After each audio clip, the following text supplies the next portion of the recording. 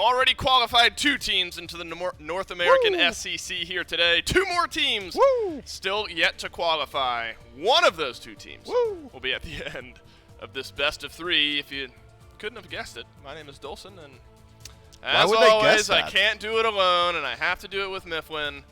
And Mifflin's here with me. Miff, we've already seen 2 teams make their way into the NASCC. And these are 2 teams that had a shot at the SPL play-in tournament, SAMSARA and the FUNHAVERS. And they will hope at the end of this best of 3 to just go ahead and confirm themselves in the North American SCC. And then one more team, Miff, will make their way in, and it's Lean Into It versus Sops time at the end of the day. But these 2 teams, strangers to one another as far as playing one another goes, but again, a part of that same tournament during the SPL qualifiers, both had a chance at the SPL. Yeah, I think these are 2 squads that could very easily find themselves going up into the SCC. I wouldn't be surprised that whichever team does fall down would likely make a run, just because there's so much name recognition on both of these rosters. When you're talking about SAMSARA, I think you got to just say, well, this is a squad that impressed just about everyone. Specifically, I really have been enjoying watching Privative through the support role. That guy's been going insane. FUNHAVERS on the other side have got some kind of newer talent. Specifically, we got to talk about him. I know it's a meme at this point, but no Twitter, no social media magic feed out of the jungle, who essentially blows onto the scene in the SPL play-ins. I had no data on him. I had no idea who he was, and he performs incredibly well. It really is exciting to see these teams match up. It's this fusion of veteran talent with this just new energy. Yeah, the new energy is what's at the forefront of not only this specific highlight, but it feels like a lot of the games and during that SPL qualifier tournament. A lot to be excited about. itemization has been playing very well at ADC for this team. Remember, that was a different look at this squad, an amazing Petrify. Or that was a different look at this squad in the first round of the North American SCC play. And so that was some of the replays we just saw here, where Guy J was the new ADC for the neighborhood, and itemization was the new ADC for the FUNHAVERS, and itemization felt like slotted in just fine here with this team. But you're right, Magic Feet. I think plenty of conversations there. Joshy and Uzzy, though, I think Miff, as far as a couple of the mainstays, some of the remaining members, the carryover members from that SPL qualifier tournament, also need to be looked out for. I think Joshy, especially out of that mid lane. You're right.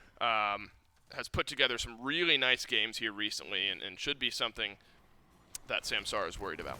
Yeah, Joshy nearly single-handedly won them some games on that Thoth pick, man. Putting up upwards of like 45, 50,000 damage, insane KDAs, finding these great ultimates as well. Just feels like the FUNHAVERS might be a misnomer. Or maybe this is just how they have fun, but they should just be like the winners. Like they do incredibly well, and having had the opportunity to speak with these guys in studio, they really do, before all things, put having fun at the forefront. They want to make sure that when they play together, they can feel good about how they're communicating. They want to make sure that really emotions aren't ever running too high. So when they find themselves in these high-stakes situations against these high-tier teams, they're not overly nervous because it's just a group of friends who just all happen to be really good at Smite. They happen to be really good at Smite, and their brand of Smite tends to be one that also wins.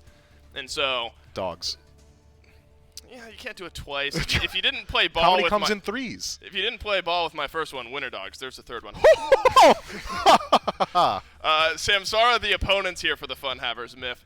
This is a team that really surprised me during the SPL play-in tournament, and also I think in the first round of this SCC play-ins tournament, the SCC qualifier, SAMSARA came out of the gates absolutely swinging in their first match. This is Slash, Jangaru, Briz, Privative, and Shinigami.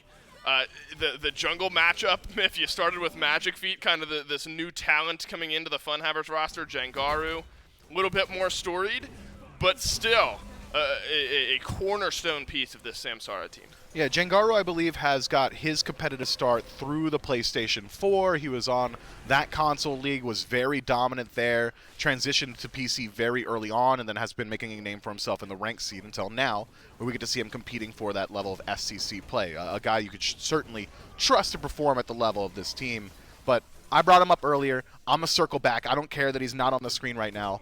Privative, the support player for SAMSARA, has been dominant. It doesn't matter if it's him rotating out of lane early. He's making things happen there. It doesn't matter if it's him just hovering in lane with his Yamoja. The Riptides are always connecting. He's always finding the stuns. He's always setting up these kills. This guy, it has been wild. I even had to send him a DM after his last game. I was like, yo, this is weird, bro. Like, I'm going to make sure the admins are, like, checking out your computer because he just doesn't miss. You throw out that accusation. What accusation? I don't know, Miff. What are you talking about there? I'm What are just you talking to the saying admins about? that I would like someone to investigate this man's PC. I'm not saying For anything's what? on it. I don't know. Anything. Do you want anyone to investigate you? You could drive a stake through my hard drive before I let anybody touch it. Yeah, that's what I thought. Priv been playing like a support possessed here for the Samsara team. More of the same today. Up against Oceans especially. I think duo lane Miff, wildly important, of course, in-game, always, anyway. But just with the way that these two teams are structured and the way that these two teams structure their picks and bans, you know, my eyes still remain there. Priv versus Oceans, and then Shinigami and itemization, two very mechanically gifted ADCs, similar play styles from this lane. So I think there's lots of storylines to follow along with here. Out of the duo lane, Circuit, though, I think that's a storyline not only in this matchup, but just all week long, all SCC qualifiers long. Continues to be a topic, 85% banned just in general across the North American SCC qualifiers. RDO remains up top there as well. And admittedly, Miff, Nem has been prioritized a good bit here today, and that surprised me. Yeah, I think she's a very consistent pick, and with Hydra's Lament getting the most recent buff in Season 9, she's one of the best auto-attack cancel gods in the game. Just dash, auto, use your 3, auto-cancel again, just get those procs very easily. Has percent penetration on it. She's already removing percent defense with her ultimate.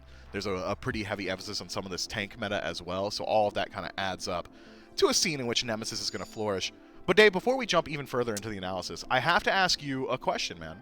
Okay. Do you know what today is? St. Patrick's Day. Well, yeah, and you're not wearing green, which, you know, that was the thing. But it's also, you know, one of our boss's birthdays. Happy birthday, Vero. Vero. Yeah. Yeah, Vero. Happy birthday. I was getting pinched or wishing Vero happy birthday. I'm glad it was the Why not both? latter. Por qué no dos? Because Gore and I have already been over this, Miff. We've already been over this. You can't report me. Hey, Vero, happy birthday, but also if Miff was at work on time, he would have known that Gore and whoa. Very much kidding. Don't worry. Eset, first pick here for the FUNHAVERS. When you have Oceans on your team, Miff, I think you got to assume that Eset support is going to be where this pick ends up landing.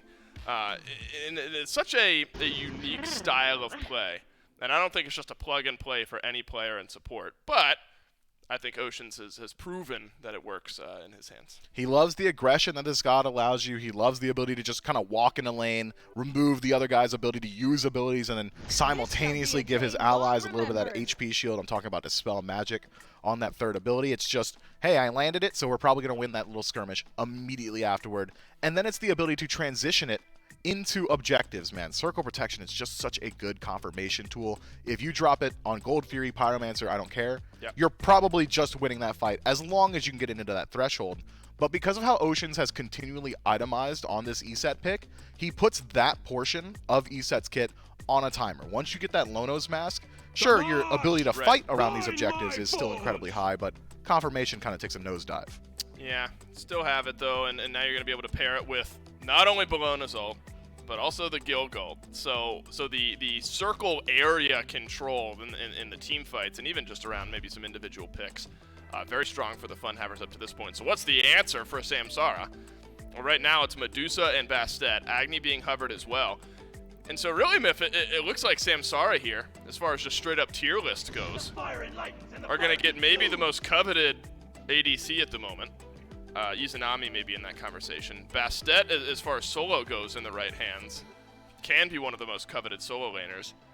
And then Agni has started to be on the rise a little bit as far as bans go. I think Samsara and the damage department have done themselves a lot of favors. Yeah, I like this Samsara draft a lot. I mean, as you said, Medusa's still one of the most aggressive hunters in lane, has the highest ability to go for those early picks. Yep. Bastet, not only dominant in the solo lane, you can go for that full damage build there, but also flex potential as well. So now FUNHAVERS likely going to have to put a little bit of respect on the jungle/solo flex and maybe allocate some bans there. Immediately we see that reflected in the chalk ban taken away.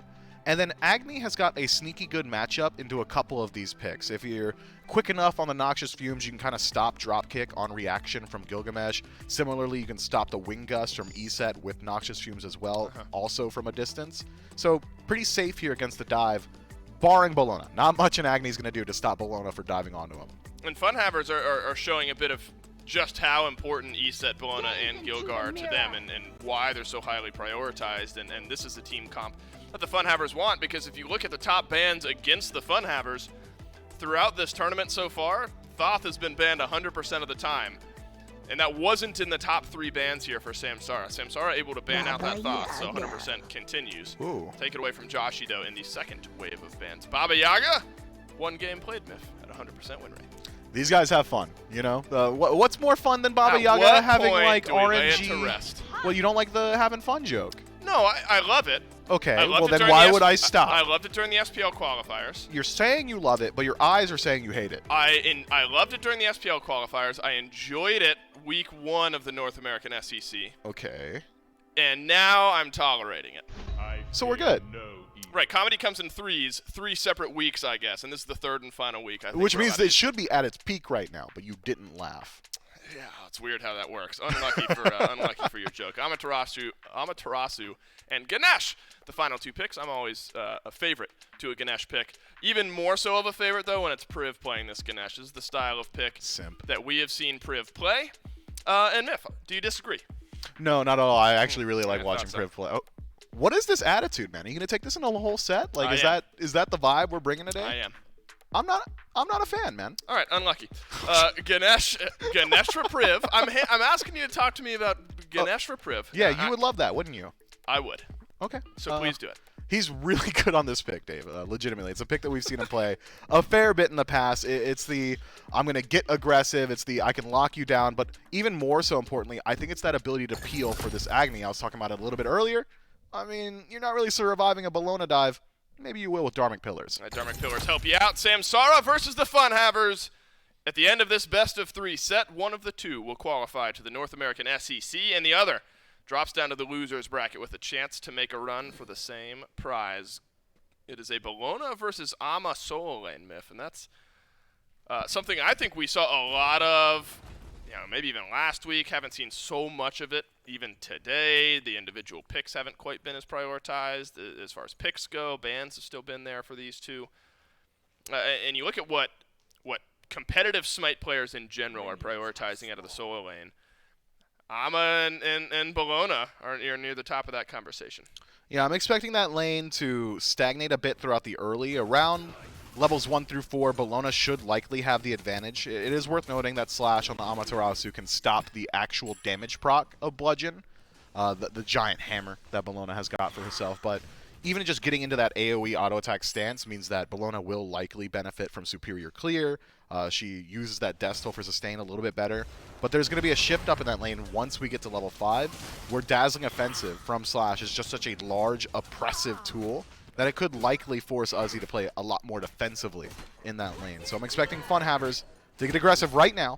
Yep. This is their opportunity, but it's going to slip away quickly. If you're a jungler, I am. What do you think about the 2v2 jungle and solo laners kind of hanging out together meta that we have at the moment? It's not an entire laning phase thing, it's just for a little while at the beginning.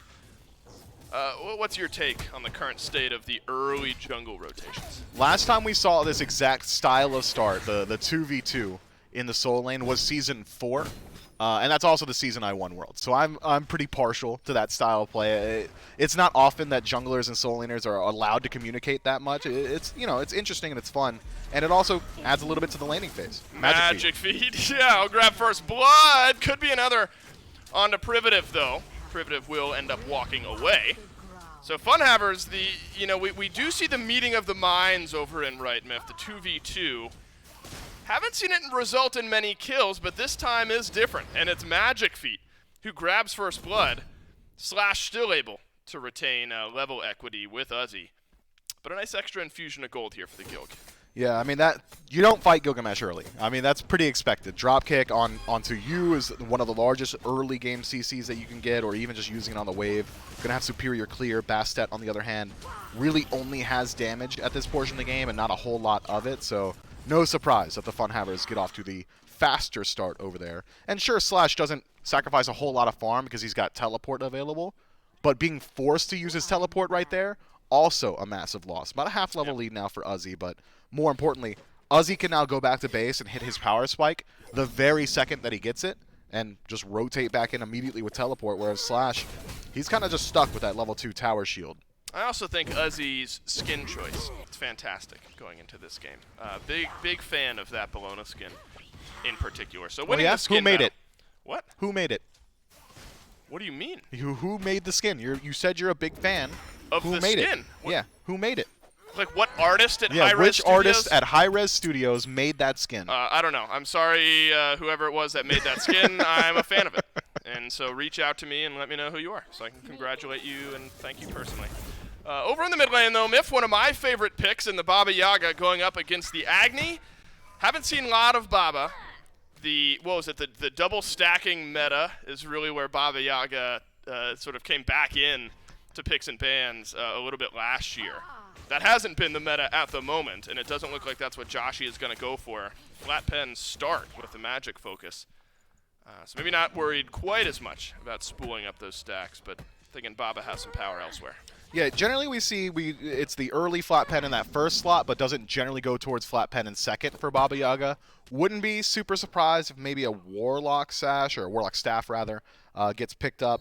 Does have a little bit of penetration on it, tons of power, but more importantly, it leverages Baba Yaga's passive to get those stacks early and gives her a good deal of survivability in these team fights. And Baba Yaga needs that if she's going to use a home sweet home aggressively in some of these engagements, especially considering how much poke potential SAMSARA has got from their draft. Jangaru leaps in, drops claws, immediately jumps out and disengages, or Briz from a range can just drop a little bit of damage with those rain fires as well.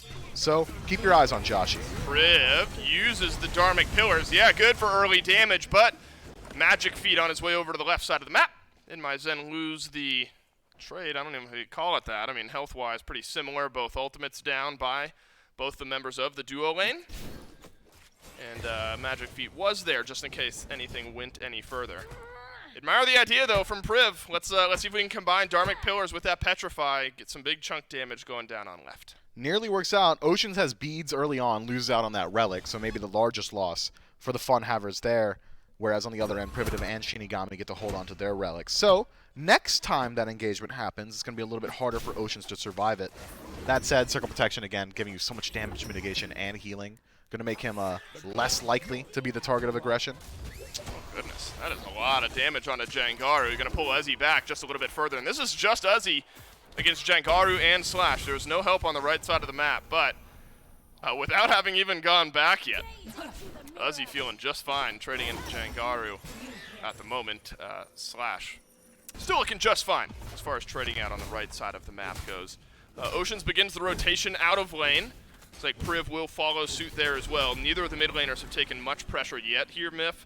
Beads for both is the first relic of choice, but neither has had to use it just yet. Both have some type of disengage.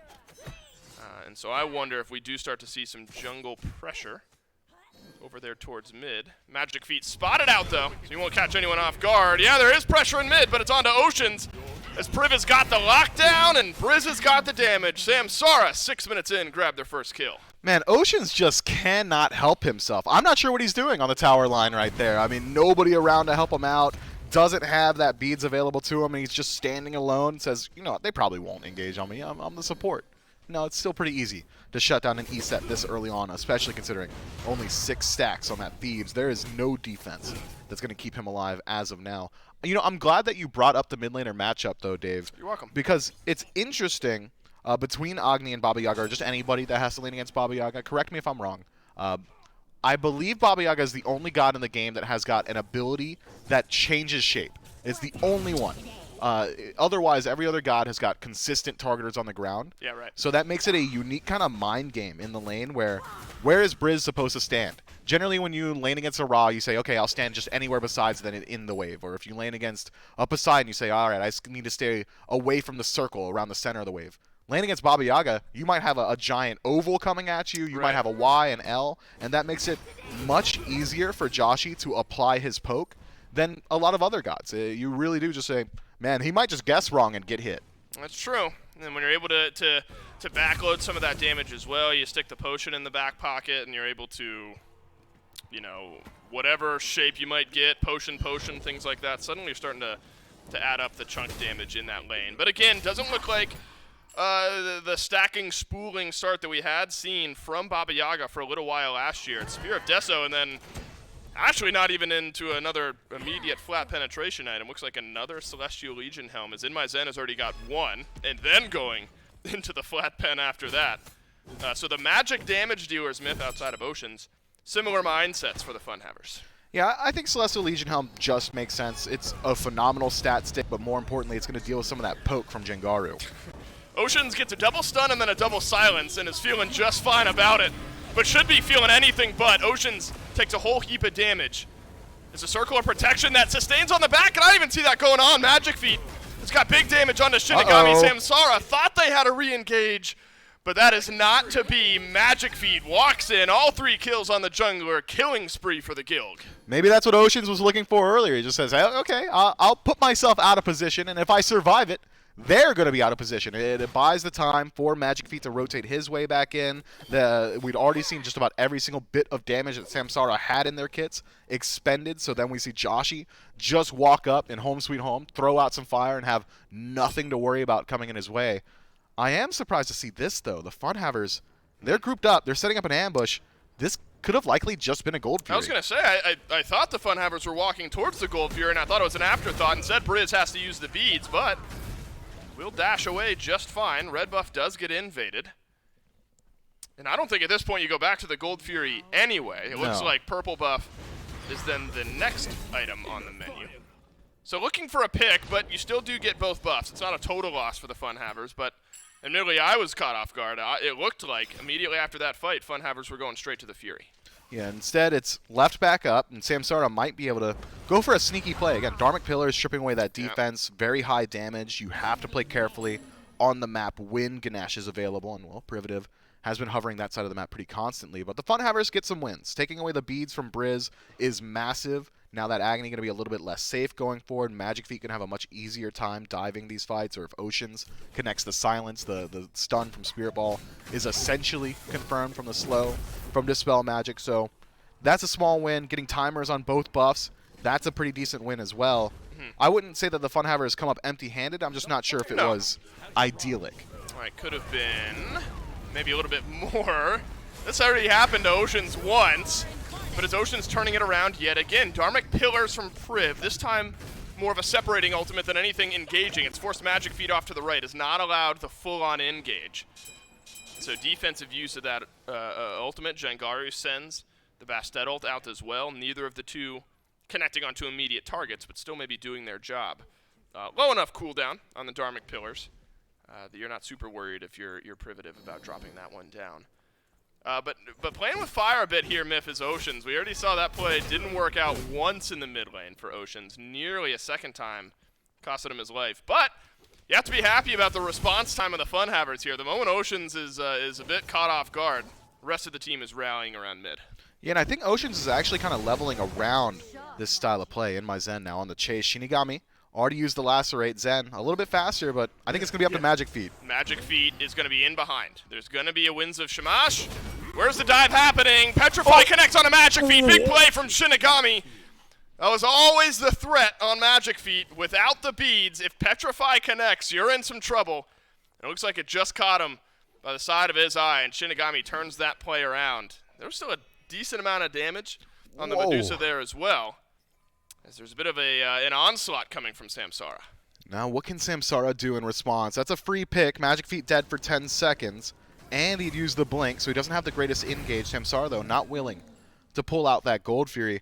That is a wild engagement. I think you got to know if you're Magic Feet, like, there's just about no world where you're using dropkick on the guy for anything besides damage. You gotta save that leap as well, because there's an interesting mechanic with dropkick in that it is an uncancelable ability. Once you go up into it, once you start to stick those feet out, you're stuck there. You're not able to stop it. You can't cancel it early, which means physics. That's just physics, man. I mean, I'm no taekwondo master, but once you start a kick, you gotta commit. And Shinigami can use that time saying, oh, he's stuck in an animation? Maybe I just petrify. We saw the statue. Magic Feet was midair. He was about to throw out that kick, but he's just dead instead. It's just a very easy reaction for the Medusa. Magic Feet is over on the right side of the map now. Slash had taken a little damage from Uzi, who's gone Berserker Shield into Shifter Shield. Different mindset from Slash, though, who's gone Frostbound Hammer second on the Amaterasu. So still some hybrid damage from both. But Myth, something different in mind for both these soul laners as far as what item second makes the most sense. Yeah, we've been seeing a lot of Frostbound Hammer on Amaterasu, especially in the last couple of weeks. I mean, you've got additional movement speed from Amaterasu's first ability, which means you can kind of apply Frostbound very easily, and once you have applied it, you're moving faster, they're moving slower, it's never going to stop. It's very similar in operation to like how an Osiris plays. You apply that sickle, you're probably never going to miss the next one. So it does help out in these longer team fights. Slash going to buy time for his team to rotate in, but he's not dealing as much damage as Uzi. Uzi jumped on by Jangaru here. Yeah, it is the up-down. I was surprised about that. Dazzling offensive keeps Uzi where he is. Beads get used, but nothing going to change there. That's a fate Uzi seemed to have chosen as he re-engages onto both Slash and Jangaru, maybe thinking some help was coming, but it was not there. And now a trade gets brought back. This one very close, Myth. In the kill department, FUNHAVERS, though, find themselves about 2,000 gold ahead. Look, once Uzi makes the decision to use his ultimate, he's just dead. I don't care if he ults away or if he goes straight up and down. He's just dead to Dazzling Offensive on the tail end. But if he doesn't use his ultimate and he just walks away, I think he's just living. Like, you're either able to react to Dazzling Offensive and avoid that one, and then all you have to do is kind of avoid the ultimate from Jangaru. But instead, you think you use the ultimate more as a reaction to Dazzling Offensive rather than... If you do that, you just live, right. I believe. Unless Jangaru is, like, nasty with that ult. Right. It's a low survivability probability, I guess, at any rate. Bars. I'm a poet, Myth. We've already been We've through done this this one exactly. once. We've been casting so much, man. We're running out of jokes. And I didn't even know about it. And you called me? Captain Holt. Yes, you're right. All right, Gold Fury still stands on the left side of the map. That didn't get taken down earlier on by the FUNHAVERS, despite a decent-looking fight over here. As Oceans walks forward yet again, takes some damage, but this time a little bit tankier for it, and you call it perfectly, Myth. The mask picked up by Oceans after the Gauntlet of Thebes fully stacked up. And so what point in the game do you think this Eset's at now as the mask has been added to the build? She's done. This is it. You're at like peak tankiness. You're going to keep adding more defense as the game goes on, but he's never going to be tankier relatively to where he is right now. The damage output of Samsara cannot deal with the defense that Oceans has got. You've also got the fact that he's been maxing out Dispel Magic first, has an additionally large health shield afforded to him by that. Circle Protection gives you defense while you're inside of it. It is going to be nearly impossible to shut down this Eset. He can start making those plays where he just walks up to your tower line. He can start making those plays where he's just deep in your jungle and baits you into these bad positions. And I had the opportunity to talk to Oceans about this, and for anyone in the know, anyone who's spoken with Oceans in the past will say he reminds me of like the sloth from Zootopia. He's just very soft-spoken, very slow, really methodical, thinks out his words. I said, Oceans, why do you always go Lono's Master early? And he says, well, Mifflin, I don't always go it. I only go it if they're diving on me. If they're attacking me, I'm going to rush that item. And so far this game, that's exactly what's been happening. So there it is. Lono's Mask, second slot. And if some of your, I'll hold this thought, as Gold Fury get burned down by FUNHAVERS, not stolen away. Good zoning by Magic Feet. And the FUNHAVERS do end up cycling back and getting the Gold Fury for themselves just a little bit later. Big XP swing happens here as of late. Gold relatively unchanged as FUNHAVERS still 2.6k ahead. Normally your impressions aren't fantastic, Myth, but I think that one was pretty good. I'll give you your props where they're due, as the FUNHAVERS make a good call around the left. And the scaling continues on up here. Joshi has abandoned the flat pen tree for the time being. Celestial Legion home as we thought, but then into the Soul Reaver. So you're going to add in some of that burst damage back on the end of that build, whereas on the flip side, Myth, I think it makes sense. Briz sticks with more of the standard. Priv down on the Dharmic Pillars, but another one just escapes him as Magic Feet leaps out. Yeah, easy disengage for Magic Feet, and not a whole lot of threat coming his way with the Shogun's Kusari. Here's the re-engage. Uzi in first in the Soul Lane separates the fight, and now Privative has got 3 on his heels. Privative under chase. Magic Feet silenced out. Jangaru hits his ult. Circle of protection there from Oceans. Immediately gets popped. The damage just isn't quite flowing yet. Slash is taking up a lot as well. Triple stun for Briz. That's big damage from Samsara's mid laner. Joshi into the ult, and down he goes, and Samsara begin to rout the FUNHAVERS. Ocean's the last alive on right. I don't care how tank you are, Samsara's going to win that one. itemization watching from the sidelines. 4 for none, Samsara. Yeah, Samsara going to go into the Fire Giant. 17.5 minutes. This is not an unorthodox play. This is standard. They've got the damage for it. Can Jangaru zone out itemization? I think Zen just has a channel to separate and walk through, but even in just showing face, peels Samsara off the Fire Giant, at least for a little longer. Privative can't stick around. Dharmic Pillars just came back up. Yeah, Priv would love to drop that and then leave. As itemization is just going to get zoned out. This one taking a minute. itemization doesn't have ultimate, and there is zone out from Jangaru as well. Jangaru would love to not trade his life. One more auto would have gotten it done. Fire Giant falls.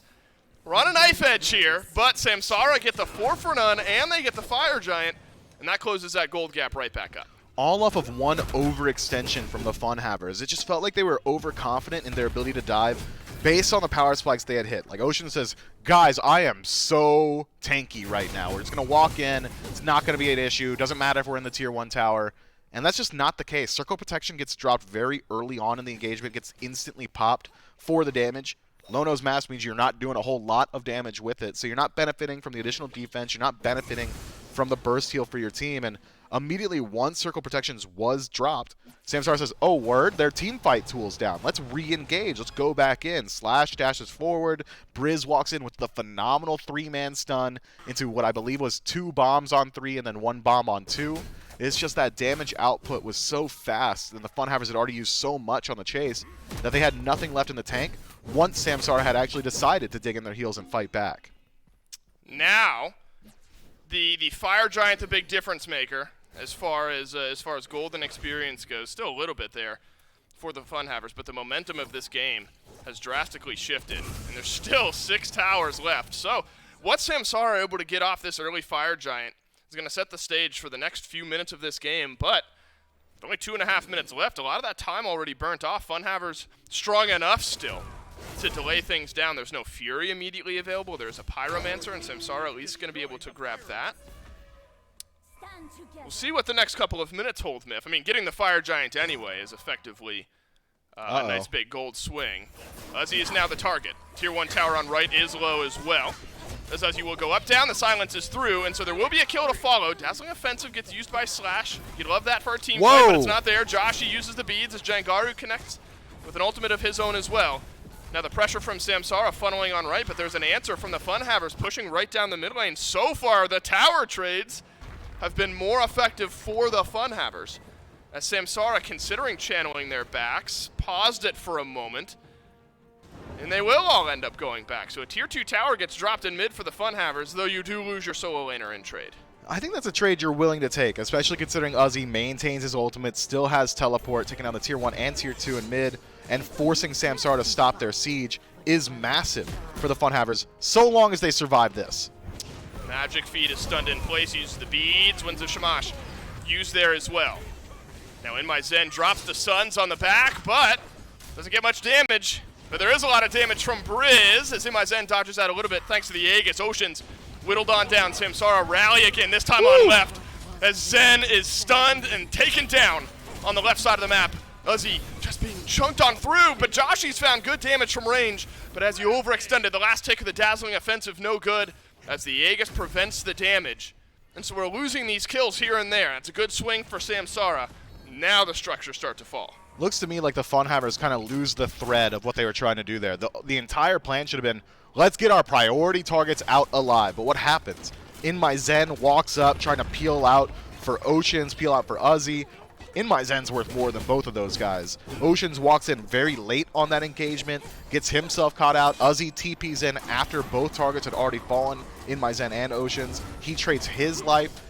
The entire strategy of we're going to shove mid while we're trading our own towers on the right side is hopefully we can slow down SAMSARA. Hopefully we make sure they're not getting a whole lot of value off this Fire Giant. And I would argue in forcing the back they had already done so, but got greedy with their lives. Should have been willing to trade out maybe one person there, maybe two.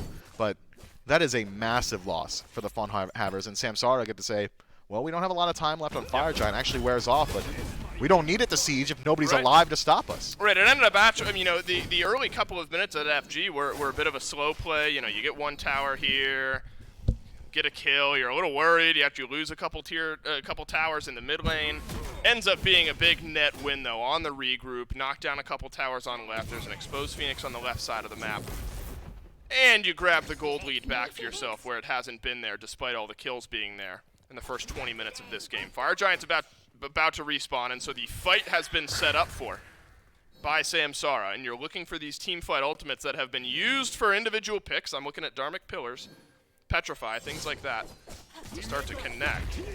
You'd love to get a pick or a fight before the Fire Giant even starts. That's what Privative might have in mind here, as he has to use the ultimate to get on out. Looks like Priv says, hey, we'll take the Bellona ult for nothing, and head back towards the Fire Giant. That's all threat of Frostbound Hammer. The second that auto attack connects, Uzi says, well, I either lose like 40% of my HP before this fight, or I lose my ultimate, and he made the split-second decision of trading out his own ultimate. But that means that the FUNHAVERS have much weaker engage now. Jankaru, point-blank ult onto Oceans. Priv there with the silence. And Oceans is just not able to do anything. That silence so oppressive, but there is oppressive damage pouring out of Joshi as the Baba Yaga ultimate catches out the backline. A big silence from Priv, but it's all defensive. FUNHAVERS, despite losing Oceans early in this fight, the FUNHAVERS got big damage onto all the members of SAMSARA. And so the health bar equivalents maybe after that fight, pretty equal.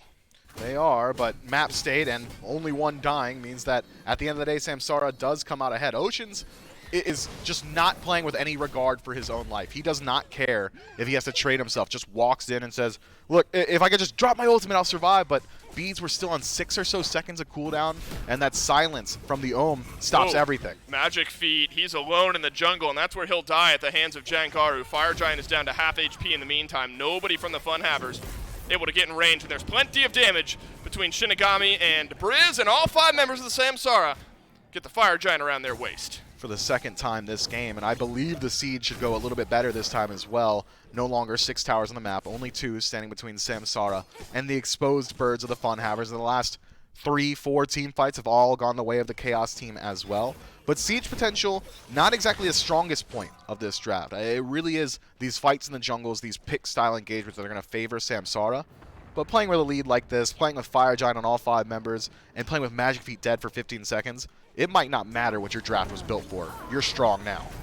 That's a nice silence out of Oceans, and the Dharmic Pillars will separate out this fight, but Uzi had a flank around the back line as Jossi's used the ultimate as well. What? Jankaru over on right. The Aegis saves his life for the time being, but has delayed out this right side Phoenix push. FUNHAVERS stand strong for the time being. I can't believe he jumped back, man.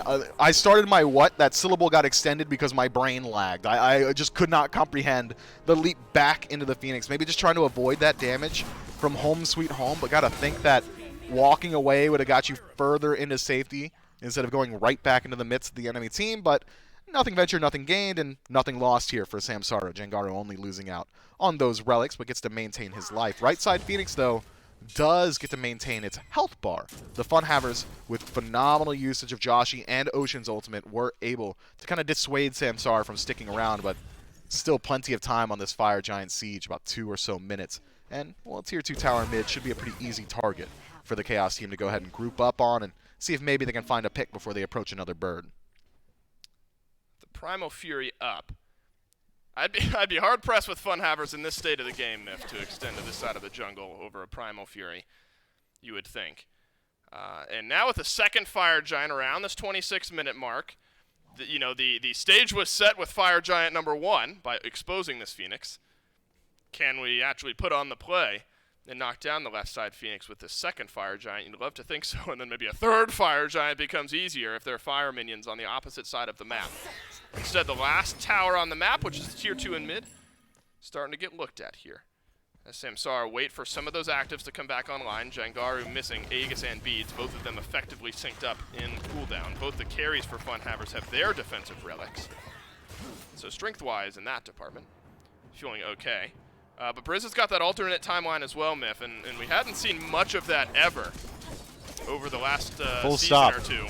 But now we're starting to see it a little bit. Yeah, it makes you have to think twice about finishing off the kill. I like to consider alternate timeline like Kumakarna passive. You get dropped down, you're going to immediately respawn in the exact same spot, and you're generally picking it up on a squishy, so it's pretty easy to finish off those kills. But the main strength of alternate timeline is if the rest of your team is performing well, if the rest of your team is like pretty strong at this point, it gives them the time to reposition and group up on you. It essentially just says, hey guys, think of it like an Aegis. It's an Aegis that comes post-mortem, and you allow your team to say, get away from them, buy me some space, let's start to fight our way forward.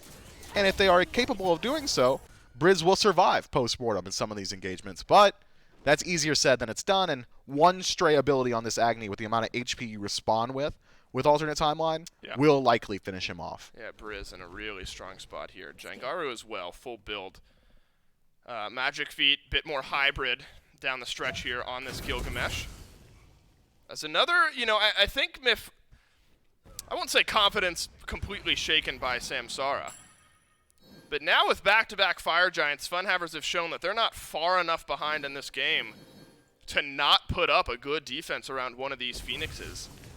We saw what, like kind of a half attempt over on right from SAMSARA, and then from that point on, for the last minute and a half of this Fire Giant, it was just, all right, tier 2 tower in mid, and we'll reset for the third FG. And so I think there's maybe some reservations around exactly how we want to siege up these Phoenixes. Yeah, the FUNHAVERS have got a very strong defensive composition. Triple mages, space control, all kind of favoring them. Good dive potential as well.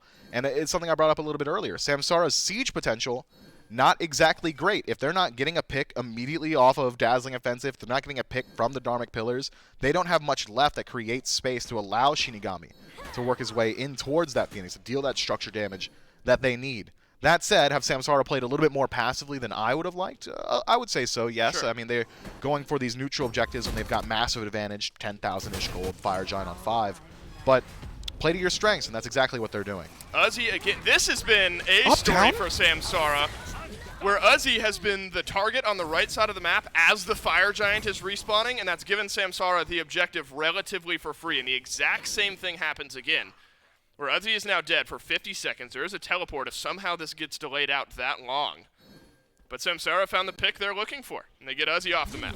Look, if SAMSARA know that he's going to up down every time, they're going to go on him every time. Yeah, why not? Ocean's taking down a half HP. Dharmic Pillars get used, but now itemization was alone around the right side of this fight. Joshi gets massive shielding and big damage numbers on the other end of this fight. Slash would love to finish off that kill, unable to do so, but Briz doesn't have the same problem, as there's enough damage on a Magic Feet to take down the jungler, but Slash still can't get the kill onto itemization, who had to use both actives. Joshi caught him between a rock and a hard place, and the rock wins as Jangaru nabs that kill. 45 seconds on Magic Feet, 55 on Joshi. And the answer isn't towards the base of the FUNHAVERS, it's back towards the FG as it's now enhanced. Worth noting that Uzi is just now on the respawn from that initial fight. Maybe had he been there, that goes a little bit better for the FUNHAVERS. But on the other end, SAMSARA got a good look at some of the best case scenarios for Ocean's ultimate, that circle protection. That was a full charged, immediately full charged ultimate that he drops to heal in itemization to avoid some of that damage. And I didn't see very much healing, maybe like 150 HP restored to his team. That's because he's gone for this full tank build. That's because he's gone for the Lono's Mask. And similarly, SAMSARA have got plenty of anti-heal on the other side. I think they can ignore Oceans in these fights. Yeah, Oceans has walked forward a lot and not been able to do whole much. That is big silence out of Privative as Oceans gets mitigated completely, and Slash will knock him down. Ocean's gone for 50 seconds. And now it's the Titan being looked at by SAMSARA, and in 31 minutes, Game 1 goes to SAMSARA. That early game was highly competitive, back and forth. It was an early start. Magic Feet gets first blood in the first minute of that match in the soul lane, but end of the day, it's the team fights that win you the games, and one misplay on that right side, that Soul Lane Tier 1 tower, where we saw the FUNHAVERS get a little bit over-aggressive, cost them 4 for none, and a Fire Giant at 17 minutes, and from there, may have taken a while, but it was never out of question. I mean, FUNHAVERS, it took what? A 4-kill swing and a Fire Giant to get the gold lead back to even for SAMSARA. FUNHAVERS were that far ahead of this game up to that point. Doesn't matter, though, if you let it slip through your fingers. SAMSARA take game 1. Miff and I will break how it happened down right after this.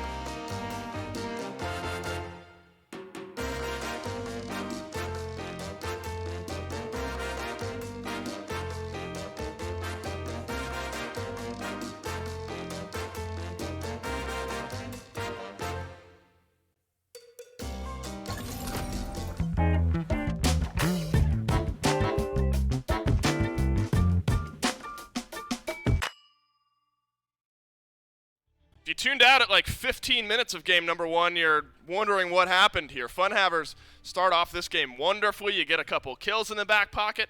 You find yourself in the lead by a few thousand gold.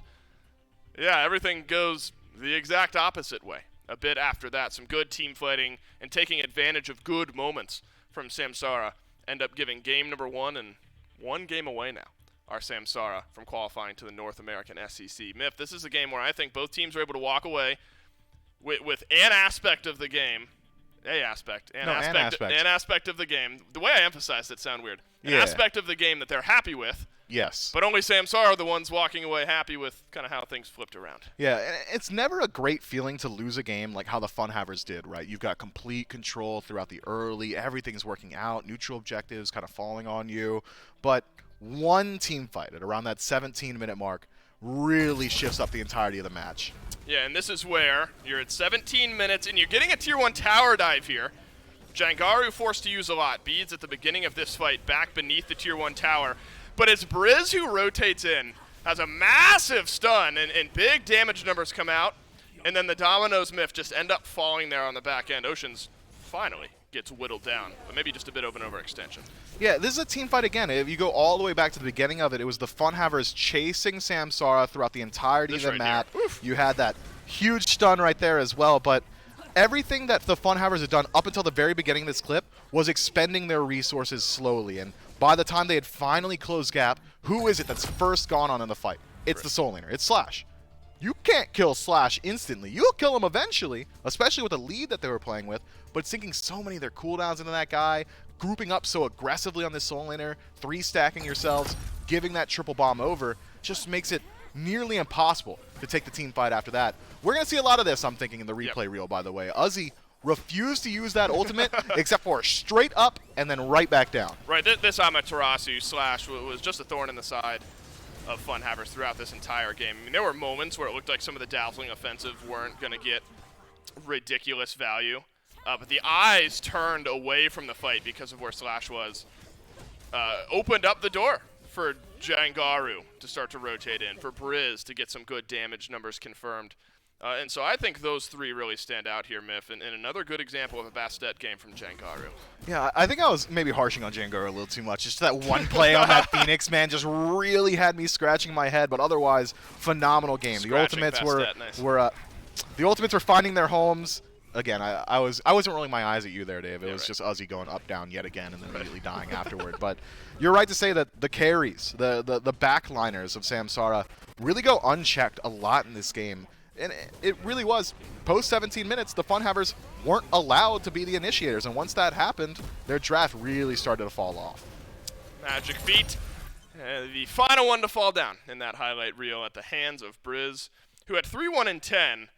And we'll see here in just a moment. Lots of damage. Did a lot more damage than I think 3 kills seems to lean towards. But Slash Jangaru were there. Miff, Priv had some good ultimates there, and actually great damage from Shinigami as well. But it's really mid-jungle solo. We're doing all the killing here this game. Again, supplied by a good chunk of damage from Shinigami, and then Privative corralling a lot of important targets with those ultimates. It really felt like after that first highlight we watched, that team fight around 16, 17 minutes that flipped the game around, the team fights just never felt comfortable. There were tense moments where the lead wasn't completely broken open, but SAMSARA just started to run away with things from that point.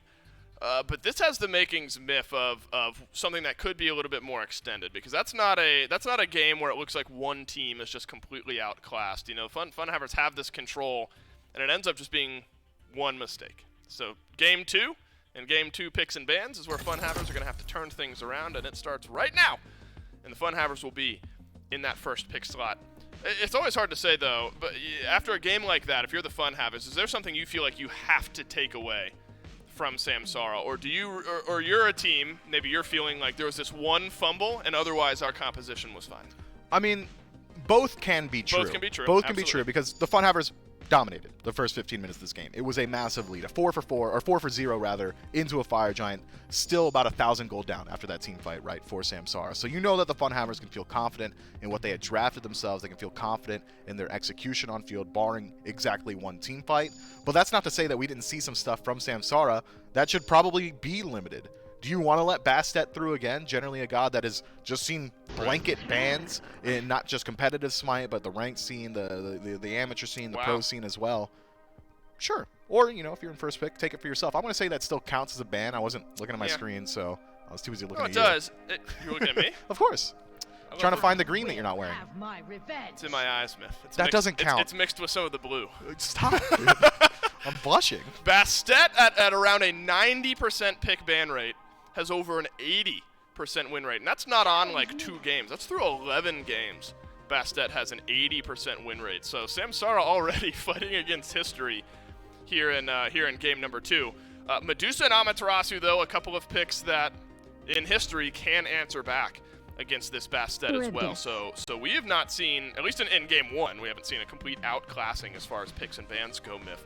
But Bastet, apparently, as far as strategy goes, 80% of the time is going to work every time. Pairing it with a Charybdis and a Bologna, not a bad way to follow up. No, you've got a lot of safety now from Charybdis, who has flex potential. I know we haven't seen it too often, but remember back in Season 8 when Baronic was running this pick just about every game in mid, I would still argue fits that role and playstyle very well. But if I'm going to be results-oriented, if I'm going to go just talk about the most recent games we've seen, generally going to go head over towards that long lane, but still incredibly safe, has phenomenal scaling, and a great team fight ultimate to boot. This is a pick that I was not expecting to see again for the FUNHAVERS. I really was not thinking Uzi was going to go straight back to that Bologna. Oh, I thought it was the Agni getting locked in. I said, really? You didn't expect to see? No, Briz is like, yes. Yes, please give me the Agni one more time. Yeah, I know. Bologna did feel like it fell flat at times there in game number 1, but again, it's what we talked about, Myth. 2 things can be true, is that our draft was okay and sort of this one mistake turned things around. But also it can be true that there were some individual picks that maybe didn't shine quite as bright as you would have hoped them to, regardless of how the game was going. So diplomatic. Yeah, of course. Yeah, that's good. How old do you have to be to run for president? Was it 35? 35, I believe. I'm going to turn 27 in 2 weeks. So 8 years from now, Dolson... 2 weeks, really? Dolson 20... Gotta get you a gift. Dolson 2030. You heard it here first. Running for something. Can't start off. We were talking about to work your way up. Anyway, no, you can start at... What? Bacchus... Yeah, you can't start there and have a realistic chance. Gotta go through the Senate first, duh. Bacchus, the pick here for SAMSARA in the dual lane. This is an interesting pick, Myth. I think, when I think of Priv and the style of supports that Priv likes to play, absolutely due credit. I think the Bacchus, falls into the category that I can expect a high level of play. But I'm thinking, Yamoja, the space control, the Ganesh that we just saw. I think Bacchus, a different style for Priv, but one that I'm excited to see. Yeah, I think Priv is one that will just like to play any style of support that allows him to get his hands dirty early on. The Yamojas that can dominate in the laning phase, the Bacchuses that can get aggressive, the Ares as well, something that he can just walk in, deal damage, and make people respect him on it. Those are the types of picks that I associate with Privative, and I think Bacchus finds itself firmly within that camp. And now looking at the entirety of SAMSARA's draft, this is a SAMSARA draft. It's aggression across the board. It's decent scaling come late game. I think they're going to find themselves in a better position at around that 25-minute mark when it comes to those sieges. If they are in a position to siege again, we saw them struggle for about 13 minutes to find their footing in a Phoenix. I think this draft is going to be much better at performing in that regard. But similarly on the other end, the FUNHAVERS have got a composition that can siege draft, right? And defend. Yeah, both drafts incredibly strong. Neither team doing the other team favors in picks and bans. It's time for the FUNHAVERS to bounce back, or will SAMSARA get the 2-0 qualification to the North American SCC? The mid lane matchup, I think, continues to be fun in this one. But jungle may be the biggest pivot from how we saw things get played in Game 1, Myth. Magic Feet still on some style of initiation, of course. But Jangaru, a far cry from the Bastet. We've got an Achilles in the jungle for the first time in a while. Yeah, it's almost like a role reversal between these two guys. Magic Feet going to play that kind of off to the side of the team fights, looking for damage, trying to close gap onto these priority targets, apply that damage, and immediately disengage, or if he's lucky, just finish someone off. I worded that poorly. Bastet does not get lucky. She simply just hits incredibly hard. Whereas Jangaru, on the Achilles, I would say, kind of operates a little bit more similarly to the Gilgamesh that we saw last time around. Be that initiator, be that first one in on the team fight, be that guy who is going to separate the engagement, set up for the higher damage output gods on your team, like Agni, Briz pounding that one in mid, or Shinigami's Medusa. So, Jangaru, I'm expecting, should get involved a lot earlier in this game. And this time around, SAMSARA going to have the advantage in the 2v2 in the soul lane. Privative, again, is where I had some eyes as far as picks and bans went towards the end of the draft there. Another jump in, and I'm still learning kind of the ins and outs of some of these 2v2s in the soul lanes, how much damage you can really expect to flow through. We haven't often seen the kills actually result But we have seen lane pressure wrestled back one way or another. Game 1, we even saw a kill, as you mentioned. Magic Feet found first blood. But dual lane, I think, is going to be just as intriguing here in this one, Myth. Khepri for Oceans. Another kind of control style pick there, but also a pick some have relegated to being just more defensive. And I think anything but. I think Khepri, of course, can be defensive. Not anything but defensive. Khepri can be defensive, but You're backsliding. But also has the ability to do a little bit of this, and finding some initiation and some poke damage. Yeah, when I look at the FUNHAVERS duo lane, it's the opposite of their name, right? Like, this is, if I'm allowed to speak candidly, if I'm Jangaru right now, I look at the duo lane of Charybdis and Khepri, and I'm rolling my eyes, I'm leaning back into my seat, I'm like, man, that is so cringe. They are just unkillable. They are unfun, if it's literally the opposite of their name. Thanks, Myth. Initiation, but whoa. Is it good? I'm not sure. For a second, it didn't look good for SAMSARA. On the other second, it didn't look good for the FUNHAVERS.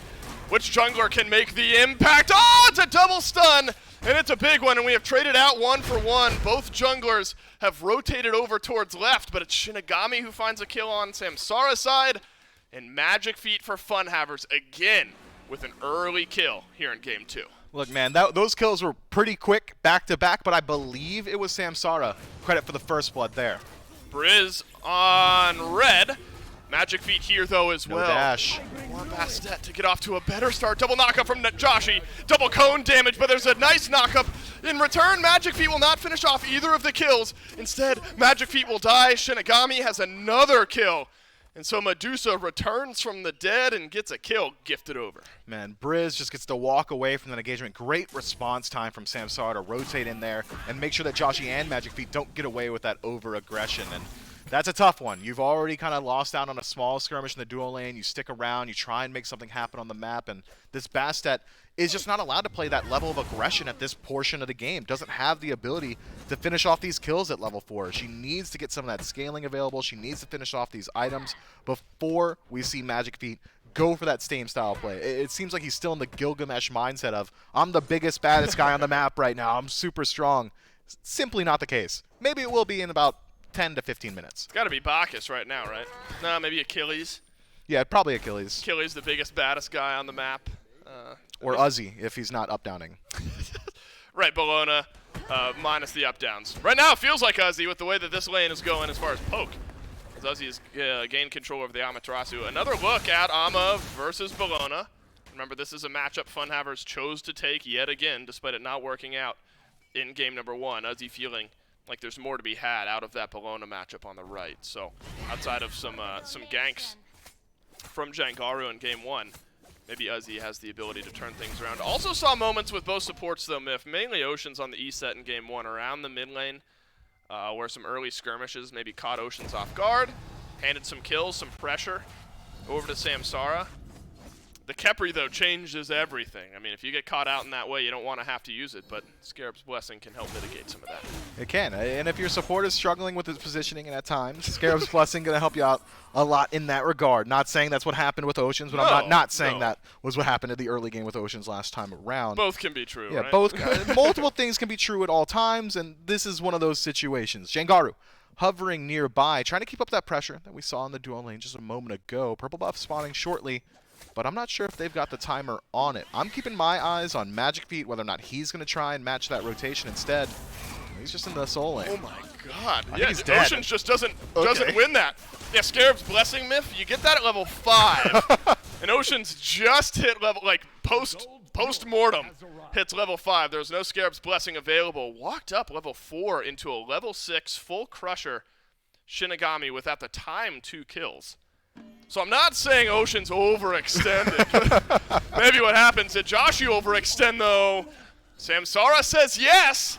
And SAMSARA off to a 4-1 start. Privative has eyes for In My Zen. Good Really ult. flop in. Ultimate good. Intoxicates there for some extra damage on the back end. Jangaru, Fatal Strike goes back through. Privative doesn't die, but Jangaru has got a double kill now in the left side of the jungle. The FUNHAVERS pull back 1, yes, and it's on to Jangaru. Magic Feet and Oceans want to keep up this engagement. Privative says, I'm going to go to the Book of Uzi. Up downs, loses his life, and Uzi himself, speak of the devil, has made the rotation. Briz desperately trying to run away, but The dash is now down. Beads are as well. And it was a beautiful rotation from SAMSARA, and one that was so heavily in their favor. And then 3 kills get gifted back over at the end.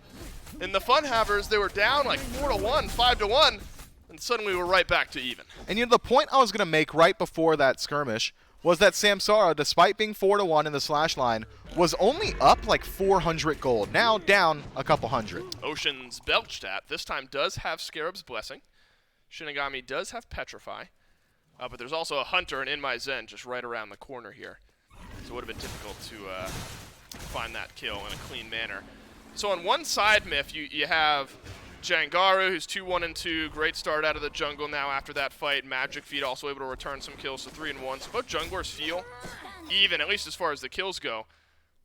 But the threat looming on left now is Shinigami, even in levels, but has these 3 extra kills worth of gold and the assist, the 1 there for In My Zen. Still a threat there on the left side of the map, and maybe playing around that, something SAMSARA can take advantage of. Yeah, Shinigami exactly 600 gold up, so it's essentially the difference between a light blade and a balanced blade. I want a balanced one. Yeah, balanced blade gives you power, light blade not really. So In My Zen probably not going to take a fight, but luckily for In My Zen, he's playing Charybdis, and Charybdis' inherent passive is that if he doesn't want to fight you, you simply will not fight him, because he's got the ability to remove himself from the playfield, CC immunity in the ultimate, just all these safety tools makes it so hard to want to commit yourself to that side of the map. It's one of the kind of counter picks for Medusa as well. Medusa, the god of, hey, I'm going to dash on you and I'm going to deal a ton of damage. Charybdis says, maybe you won't because I'm like an ocean monster. Yeah, Ocean's learned that the hard way earlier on. Yeah, he let his boy know for sure. Yo, careful, this guy swings. That's watch out, he's going to dash on you and deal damage. Oh no. And then also, God, I just hit level 5. I was 1 minion away. Not that I need it because I'm not out of position. But also I could be, and both things can be true. And this is all Ocean saying this, right? This is insider information that we're spreading out. Game's quieted down though after 9 kills in much less than 8 minutes. We were at like 6 or 7 minutes by the time the killing had stopped here. Magic Feet gets a root onto Jangaru, and there's an ultimate there as well. Fatal Strike out, but backpedals in. And there's an up down you want to see, and it's Magic Feet on a killing spree, 4-1 on the Bastet. Jangaru just cannot compete with the damage at this point. No, but at 5-5, the FUNHAVERS find themselves barely in the lead at this point. No neutral objective separating these two squads just yet, and by default, or by nature rather, that's by plan. Both teams have got significant warding around the Gold Fury. Vision to SAMSARA in the pit, but similarly, FUNHAVERS have got vision around it, so they'll know if SAMSARA decide to rotate in themselves, dissuading both squads from going for that risky play. Shinigami dashes forward. That's an ocean monster. I don't want to fight, says that ocean monster. And Charybdis withers on away. I mean, you gotta check the reactions, right? I mean, if Shinigami feels like that trade is going to be won anyway. Let's see if In My Zen is quick enough on the reaction to dash on away. Lane has gone better for Uzi this time. Blue buff gets gifted over by Magic Feet and Oceans. Still level down, maybe not a full level. Definitely not a full level, as Uzi will reach level 11 around the same time as Slash. The fact that Uzi has maintained the ultimate, hasn't been ganked really by Jangaru, the Amaterasu is not starting to really spool up yet in this game, I think automatically a win. And what's better, Uzi's got a kill and an assist and some help around the blue buff. And so maybe Bologna with just a little bit more assistance is feeling good here in Game 2. Yeah, I would say that Uzi has not been tested just yet. The last couple, in Game 1, the last couple times we saw him fall down, it was a rotation from Jangaru. And I would argue, besides those early rotations to the duo lane, Jangaru has taken a slower approach to Game 2 than he did in Game 1, which is a little bit counter to his selection. Achilles going to hit the ground running a little bit faster, going to be able to rev up that build a little bit more quickly than what we see from Bastet traditionally, but instead it's been a slower pace from this Achilles, and maybe reflective of Magic Feet just legitimately having 5 affected kills and 4 of them to his name. Slash, now the one being ganked. Magic Feet hits the root. Yeah, silence onto Uzi. That's not the man you want to silence. Magic Feet, he's the one who needed it, and 5-1 is this Bastet. And this is why you hype up Magic Feet going into a set, because with relatively little data on Magic Feet. Literally no Twitter. Literally no Twitter. Literally no data before the SPL play-in tournament. Magic Feet has really stormed forward, and I think is going to be, if the FUNHAVERS are able to qualify, a dynamic player in the North American SEC. certainly will be in the future, regardless of how this tournament pans out for the FUNHAVERS. But the game's starting to feel like it's squared on Magic Feet's shoulders, Myth, at 5-1 on this Bastet. There's a lot of weight and a lot of pressure that carries along with that. There are some quiet threats building up elsewhere for this team, though. Ocean Monster, by the way. Yeah, that dash was used earlier by Shinigami, so no follow-up there. FUNHAVERS pick up the Pyromancer on the other side of the map. What I was going to say is, similarly to how Uzi has been unchecked in the solo lane, I haven't seen too much thrown Joshy's way. Barring that early pick on him, he's generally just been allowed to farm, and he's going to scale very well. Shinigami has ult. Jangaru hanging out on right. He's an ocean monster. I don't want to fight. itemization, at this point, itemization probably realizes, all right, Magic Feet's off to a good start. Joshy is winding up, as you mentioned there, Myth, completes the double flat pen start. itemization has got to realize that my job is to just survive on left. Like, Shinigami's going to get pressure, going to farm out some of these waves. I got to just not hand over any more kills to this Medusa. Yeah, it's reminding me of like that 4-week stint in the mid-season of the Season 8 SPL where Zatman was playing Charybdis like every single game. And it's a joke that Zatman will tell himself very often, most recently. Literally yesterday. Yesterday, during the content day or the Hanging with the Pros. YouTube.com/Smite Pro, by the way. He says, look, sometimes I just feed and my team wins anyway, and if I pop off, that's awesome. We'll probably win even harder. But when he doesn't feel like feeding or popping off, he would lock in the Charybdis and just survive in that lane. And itemization kind of fulfilling that role for his team right now. That's not to say that Charybdis does not become a massive threat as the game kind of winds on. Once you get to these late game team fights, once you're allowed to just be another hunter, I would say that hunters kind of lose their uniqueness as the items start to come through. Once your auto attacks are just really dealing a lot of damage, once you start to take DPS losses from channeling abilities, hunters kind of become a singularity at the 40-minute mark once you're 6 items deep.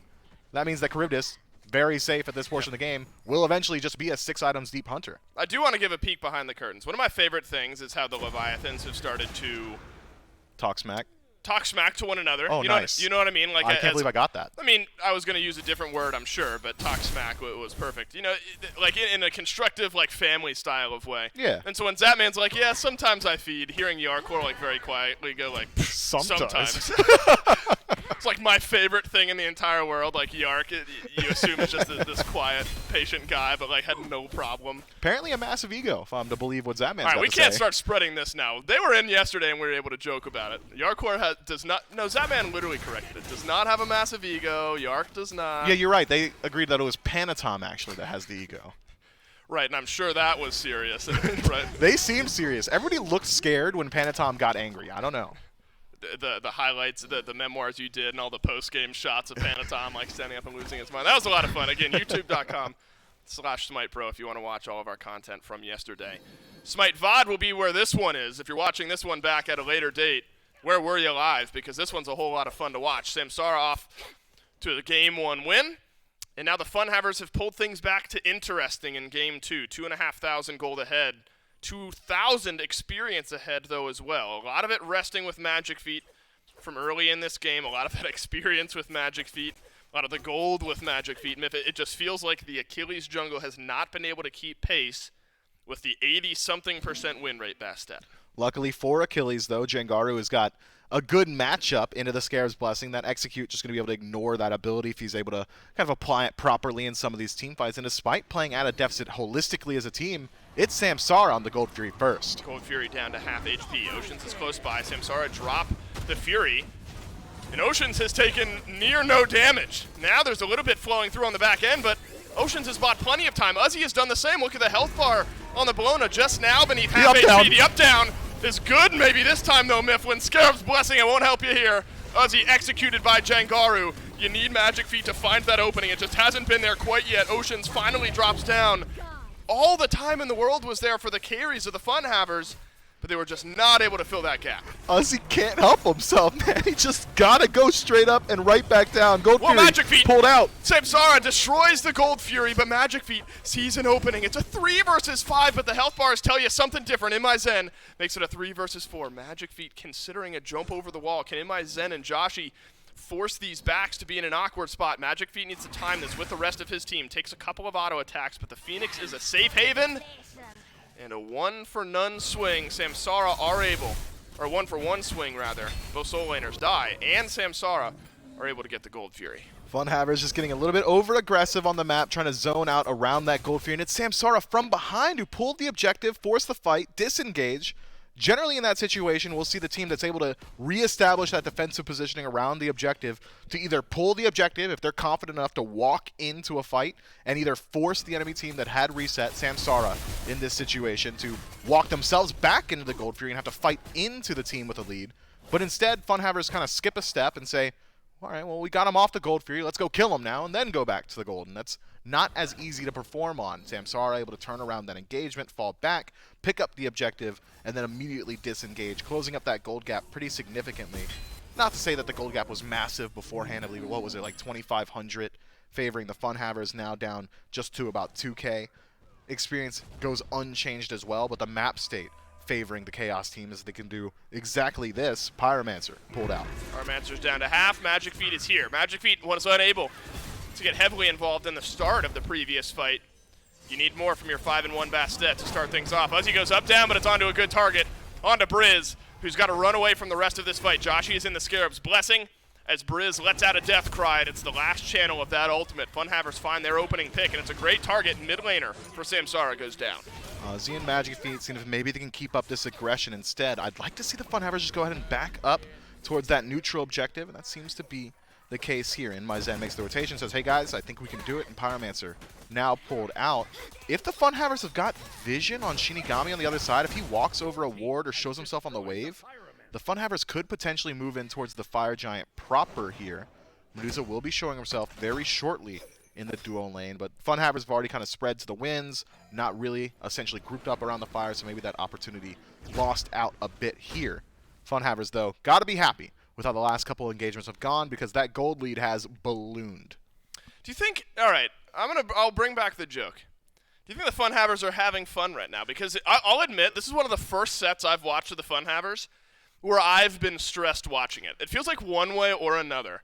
Every time the FUNHAVERS play, one of the two teams is having fun, right? Yeah, it's usually a wash. Right, this is legitimately the most stressed I've been watching this FUNHAVERS team.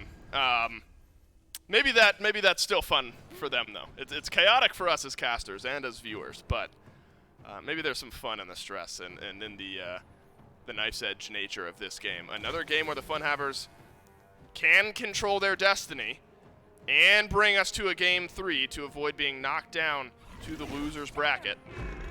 SAMSARA have something to say about it, though, Miff. They'll be moving on to the North American SEC. Just shy of 19 minutes. Chunky gold lead for the FUNHAVERS is the difference.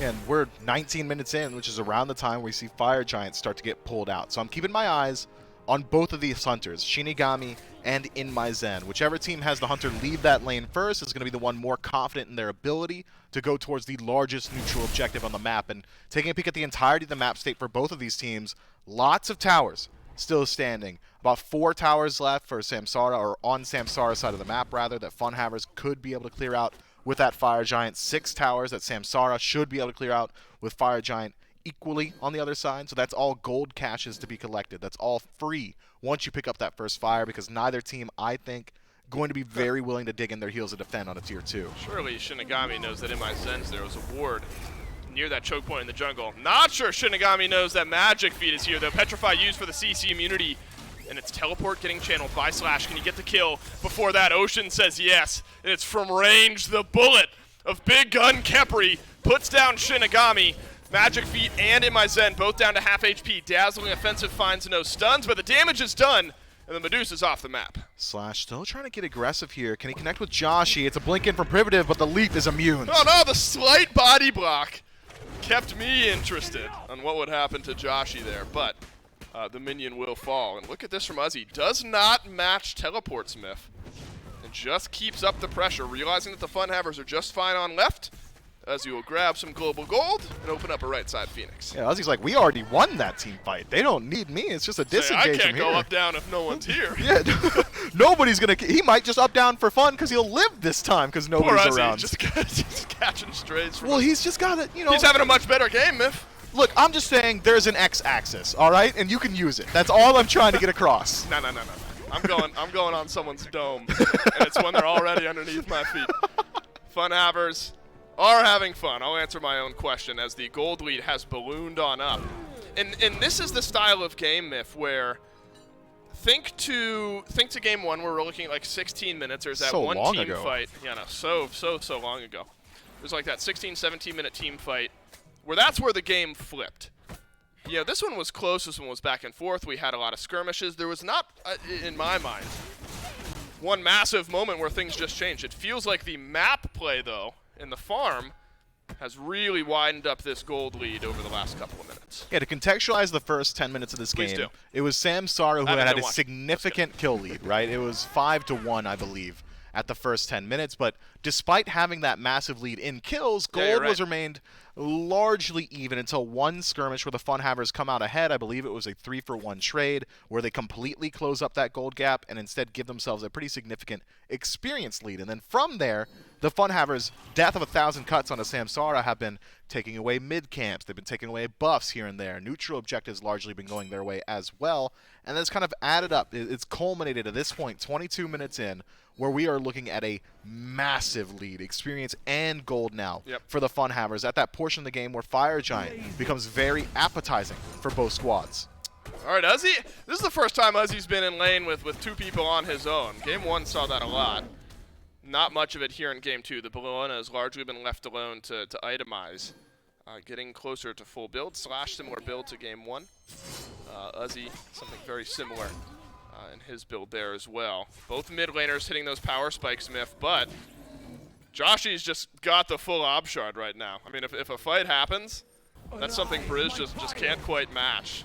You'd hope you're able to send this Agni back and grab an item, because right now Joshy is ahead by a full tier 3 item. And here's the thing about the tanks of SAMSARA.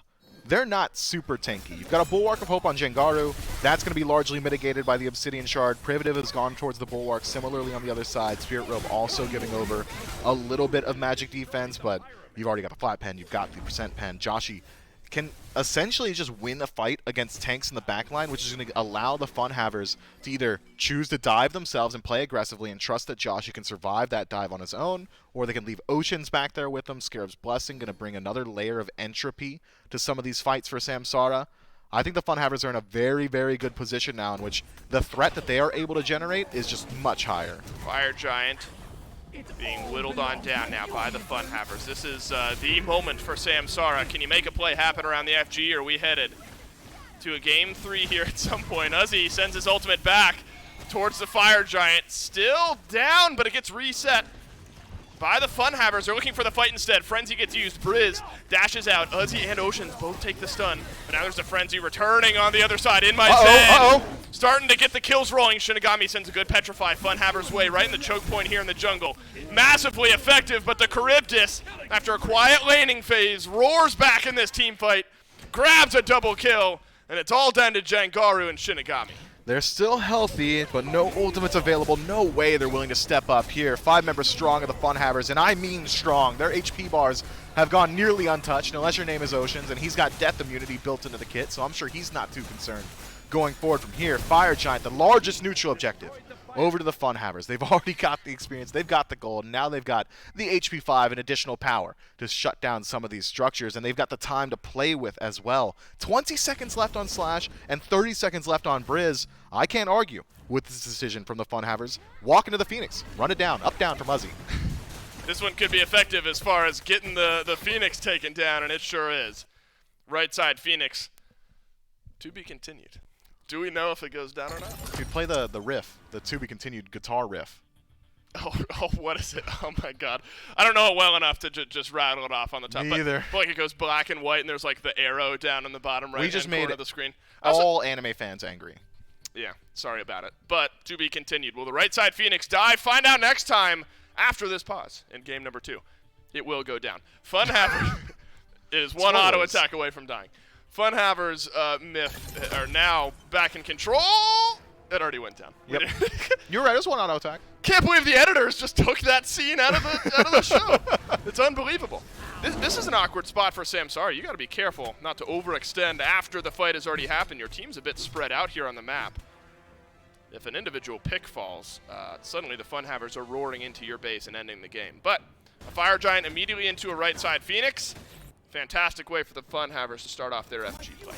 Yeah, only 3 towers still standing for SAMSARA from here on out. So, FUNHAVERS going to try and work through those before they approach the rest of the Phoenixes. And even in taking that right side Phoenix, that is the least valuable Phoenix on the map. It's so easy to defend fire minions on that side if you want to defend subsequent fire giants as well. So, I would argue SAMSARA is still in pretty decent position. I mean, it's hard to defend having a Phoenix down. It's never ideal, but if you have to lose one, 12, 10,000 gold down either. You don't love that. I don't love that for them, but it could be worse. It could certainly be worse. 2 things can be true, Myth. I cannot love that for them, and it also could be worse. You're right. It could be 11,000 or maybe even 12,000 gold down. You're getting crazy. All right, calm down. That's where we're at now. As Obshard is completed by Briz, but in the meantime, Joshi has completed Ethereal Staff. I'd argue we haven't really seen the full might of the late game Tiamat damage yet. I mean, 10,000, 4th on the damage charts. No one else from SAMSARA except for Shinigami has really made a dent on the damage charts.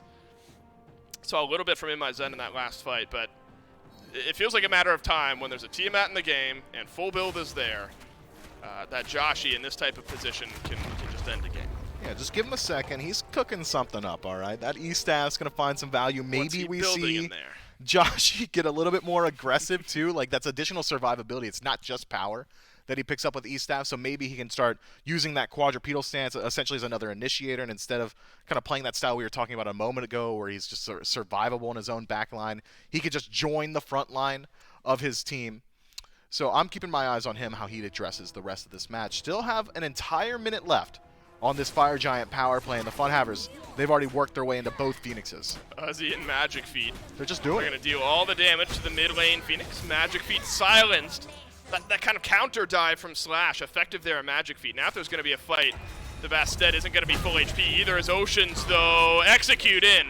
That's on to Oceans, and it's SAMSARA who are repelling the left side Phoenix fight. itemization, no good, but look who it is. It's Joshi dashing forward. He's got big damage numbers on a Privative. Shinigami! Oh, he's pulled back into the rest of the FUNHAVERS team. The counter pick is effective. This time you want to go up down, and Uzzy's got it. Onto the Doma Privative, who's got a belly flop away. The Titan under attack by fire minions. Joshi really taken down, but Briz, you can say the same there. We are on a knife's edge, Myth, as the left side Phoenix will end up going down. It does, and Joshi being forced to retreat towards the center of the map was able to spawn up some minions and send them into that Phoenix. We're still going. Privative lets out a belch towards itemization.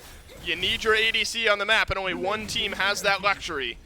But the FUNHAVERS will backpedal away. Ocean's gone for 10 seconds. The value, I guess, of being the lower level and the support is you're going to respawn well before Shinigami does. So FUNHAVERS will be fully restocked up. All 3 Phoenixes end up going down. Myth, right side is going to respawn here shortly. A very effective Fire Giant power play. Yeah, SAMSARA, I think, tried to do more than they were capable of there. You can't defend both of those Phoenixes when you're playing into a deficit like this, so instead I would have liked to see them maintain a 5-man grouping and essentially give away one of those birds. Instead, they sent 2 towards mid, they sent 3 towards left, and sure, you find the pick on Oceans, but that's it. You lost your left side Phoenix, you lost your center Phoenix. Luckily, it took the FUNHAVERS a little bit of time. Your right side Phoenix has respawned, but nobody around to defend it right now. So SAMSARA, if they want to maintain that bird, are going to have to send someone back relatively shortly, and you don't want to be forced to position on that right side Phoenix right now, considering Fire Giant's going to be spawning in a couple of moments. You sure don't. Fire Giant, you're right, Myth, maybe 10-15 seconds away from respawning, so mid and left fire waves are going to be a threat as this goes on. But he's in trouble. FUNHAVERS even need to worry about the Fire Giant. Privative gets picked back through. It's an abduction into just a whole lot of damage from the FUNHAVERS. Fire Giant is back. But are the FUNHAVERS concerned? There's already 2 Phoenixes gone. Right side just respawned, and you've got enough gold in the lead that you might as well have a Fire Giant buff. Uzzy finds the head of Briz and is dealing all the damage that he needs as SAMSARA on full backpedal mode. They need to make it into the fountain, but Briz with the alternate timeline. He did it! Will be able to do so, but here comes the onslaught from the FUNHAVERS. Game 3 around the corner, and FUNHAVERS won't go down quietly.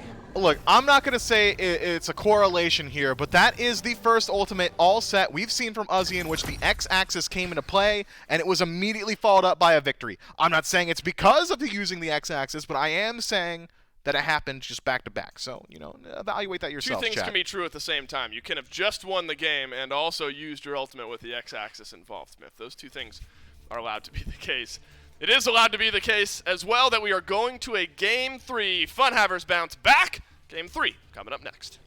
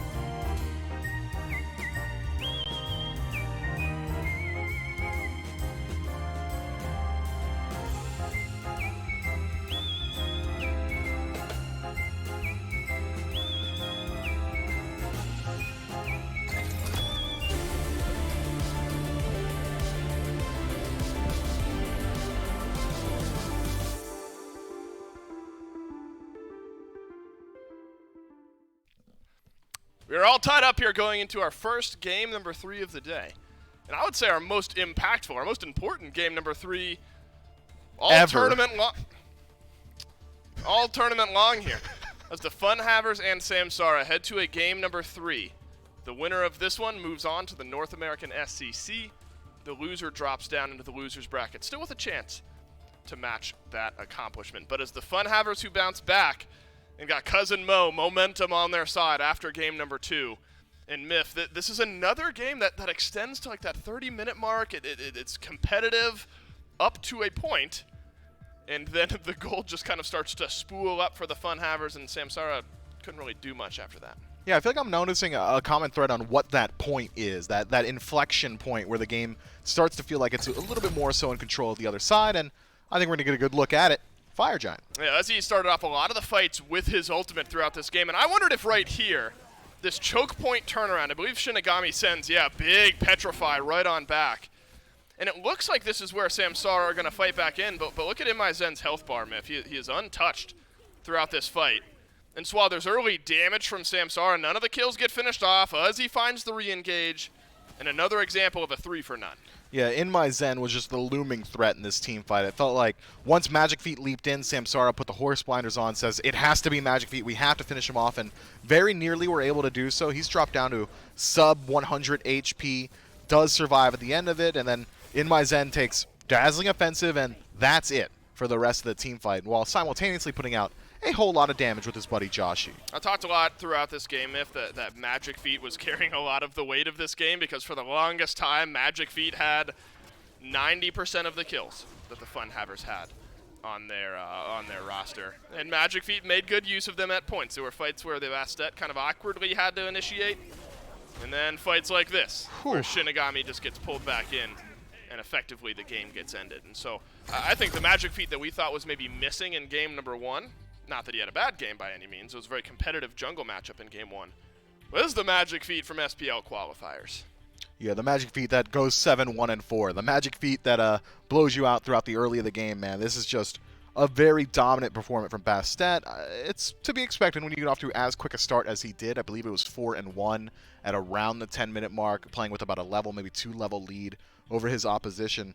But I'd argue that Jangaru on the other end had some pretty strong plays. There was that one play around the duo lane where he immunes out the Charybdis ultimate from In My Zen with his own and is able to finish off that kill, but very slow performance. It's the exact opposite of what I would expect. You think Bastet takes more time to scale, so she'll play throughout the early a little bit slower, but Achilles gets strong much faster because he's a warrior. But it was the opposite. Bastet hit the ground running and never once stopped, and Jangaru kind of gets left in the dust. Hope you don't want to wait any longer, Myth, because I sure don't. Let's not wait any longer. I mean, Game number 3, picks and bans, regardless of what Myth wants. We're going to start right now. The FUNHAVERS find themselves back in the first pick slot. The team with Bastet has won the game. And teams not in this matchup that have had Bastet have won over 80% of the games. So Bastet, Myth, maybe the topic of conversation going into this first wave. It was the last time around, too. I thought we were going to see a Bastet ban from whoever's in that second pick spot. This time it's going to be SAMSARA in second pick, so it's on them. They've got the onus to remove the 9 lives god of cat fighting. And all 9 lives go down in one swing there, Myth. Bastet banned That's out. a sick call. I like that. I should have used it in the actual game and not during picks and bans. They'll forget. They'll forget. My end calls during picks and bans are dope. I got the best pick and ban end calls this side of the Mississippi. Anyone else on the other side, though? Theirs are a little bit better. Yeah, I mean, give the me West Coast is nuts. Right, that's just where the best P&B callers come from. Appreciate the laugh, Smith. What a horrible bit, and you're giving me love for it. That's good for me. Nemesis continues to be important throughout picks and bans here in this set, and this game is no different, as Nem will take a seat as well. Ardio as well, even with Amaterasu and Bologna both being the solo lane picks for both games 1 and game 2. Ardio continuing to be the topic of conversation in that department, and Daji here, Myth. So what does that leave open? It's Medusa, but this time it's going on back to the FUNHAVERS. But you know what pick generally gets picked up immediately afterward, right? The hunter that you take into Medusa. It's not Hoyi, it's Izanami, the guy that just gets you pressure in lane. That one. How did you do that? Are you serious? I'm just in my zen, man. No, are you serious? What? What? I mean, like, if Hoyi's going to get picked, I expect Hoyi to get picked, like, after second phase of bans, right? Like, we're not seeing too many bans towards Hoyi. Yeah. And then you've already got Izanami, who's, like, incredibly strong, especially considering we're playing on 9.2, so there aren't the nerfs that have gone live recently against her. So aside from my call, and by the way, I just completely saw it being hovered out of the corner of my eye. Oh, it was being hovered. Okay. Yeah. Oh. You're not necessarily, you're surprised, though, by the Hoyi pick. You think that Izanami might have been more value? Well, it depends on what you want to perform on in the lane, right? Izanami is going to be able to establish you a lot more pressure in regards to just the lanes, the minions, moving in towards some of these invades. If you want to play around your jungle in the duo lane, I would say that Izanami probably the pick that you want to lean towards, so a little bit more. But if you're trying to play in the duo lane itself, if you want to play in that 2v2, you want to get aggressive, you want to find that kill, Yep. Houyi's going to do it. You've got the potential to just find a double bounce and immediately shut somebody down, or a triple bounce, God help you if that happens, or just an AoE ultimate to finish off some of these kills, a traditional leap so you can get aggressive. All these things kind of add up to a very, very high kill pressure pick in Houyi, and arguably I would say Houyi has the best fight of any hunter from behind. His ability to turn around an engagement 2-3 levels down is unmatched because of the double bounce, because of the triple bounce. Doesn't matter if you're 3 levels down if you're just dealing 1,000 damage with one ability. Big ultimate damage abilities for both of the carries for Samsara. Houyi, his ult, and then Final Judgment for Thoth out of the mid lane. And you look at Briz on Samsara, mid laner who'll be playing this Thoth. I think can match some of the output that Joshi is able to. You kind of compare apples to apples. I think Briz has a really good Thoth as well. So there's lots of this ranged artillery damage, specifically in ultimates, of course, just Thoth in general as well, that the FUNHAVERS are going to have to be careful about throughout these fights. A lot of that front-loaded ultimate damage could just flip these team fights around, or back-loaded, depending on where Samsara want to fight around them. Kleena is the pick here for Magic Feet. Myth, this was a very popular pick for Magic Feet throughout that SPL play-ins tournament. Haven't seen it much since.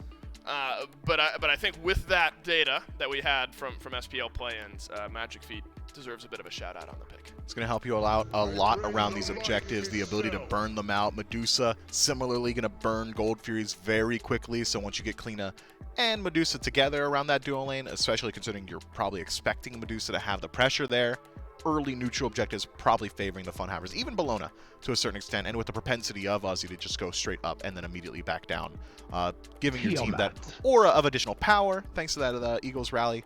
Gonna add up in that exact same way. This is a FUNHAVERS draft through and through. I'm not even willing to look at my screen anymore because I know that Horus is getting locked in. Look, man, I didn't see the hover. All right, when the Houyi got locked, I didn't see the hover. I was too busy looking at you, lost in those blue-green eyes for St. Patty's Day. Right, so you can't pinch me. Unfortunately, Myth, these eyes belong to another. No longer yours to look at. You have to go through I can't look you in the eye anymore? You gotta ask for permission. No. Mrs. Olsen, please.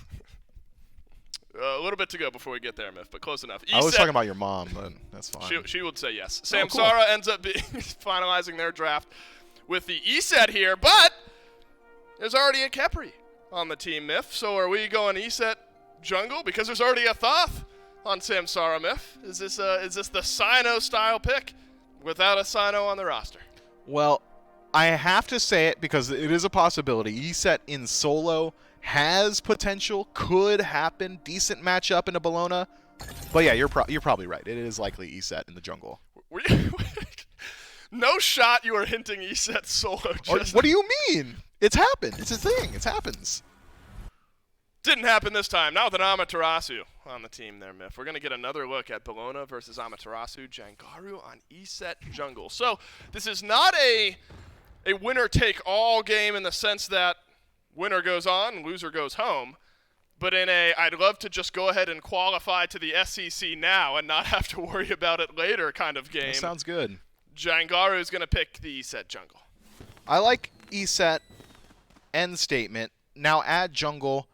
I like Eset jungle when it's Sino. I haven't seen Jangaru do it. Yeah. So there is potential. You still get that exact same value of Eset of once you take over to level 5, Circle Protection is still going to be the best confirmation tool on the map, matched up with the Final Judgment from Briz as well.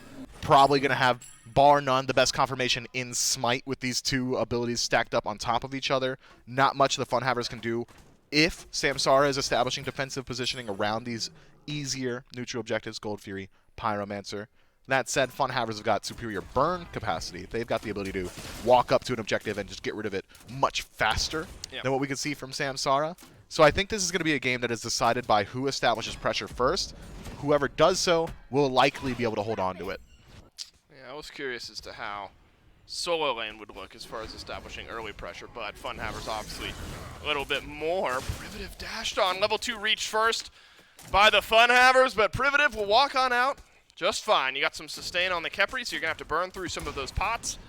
But a small opening goes by the wayside. FUNHAVERS sniff a first blood, but unable to capitalize. But they have burned through a lot of the resources of Privative immediately, so a re-engage from Oceans could just do the exact same thing over again. Privative nearly takes it as an afterthought. Shinigami leaves his boy high and dry.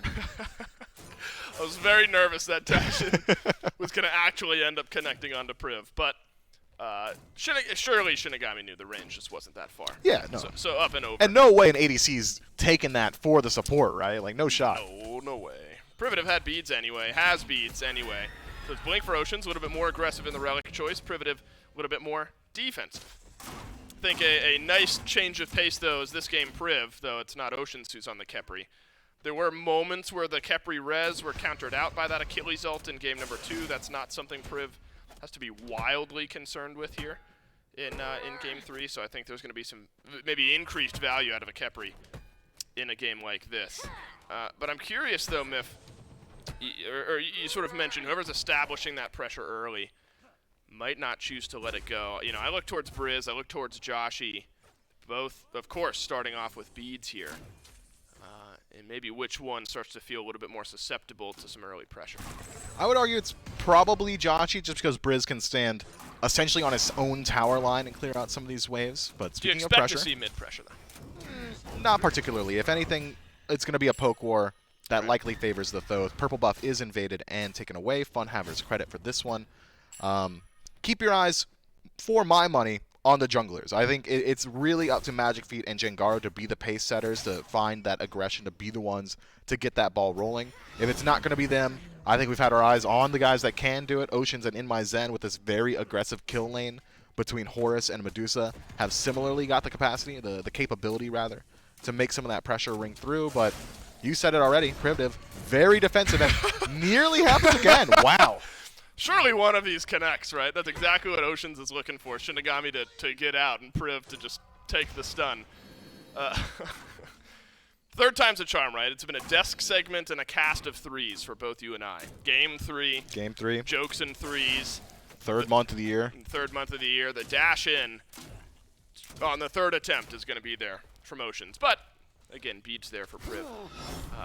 This is the type of game, though, Miff, where it's not wildly surprising if things really slow down, because it's, you know, the game 1, things kind of go crazy. Game 2, the team who lost bounces back. We're officially in I don't want to make mistakes mode. Magic Feet definitely feeling that way after Jengaru finds some early pressure, and so Briz will rotate over, help him out. A couple of the mid camps.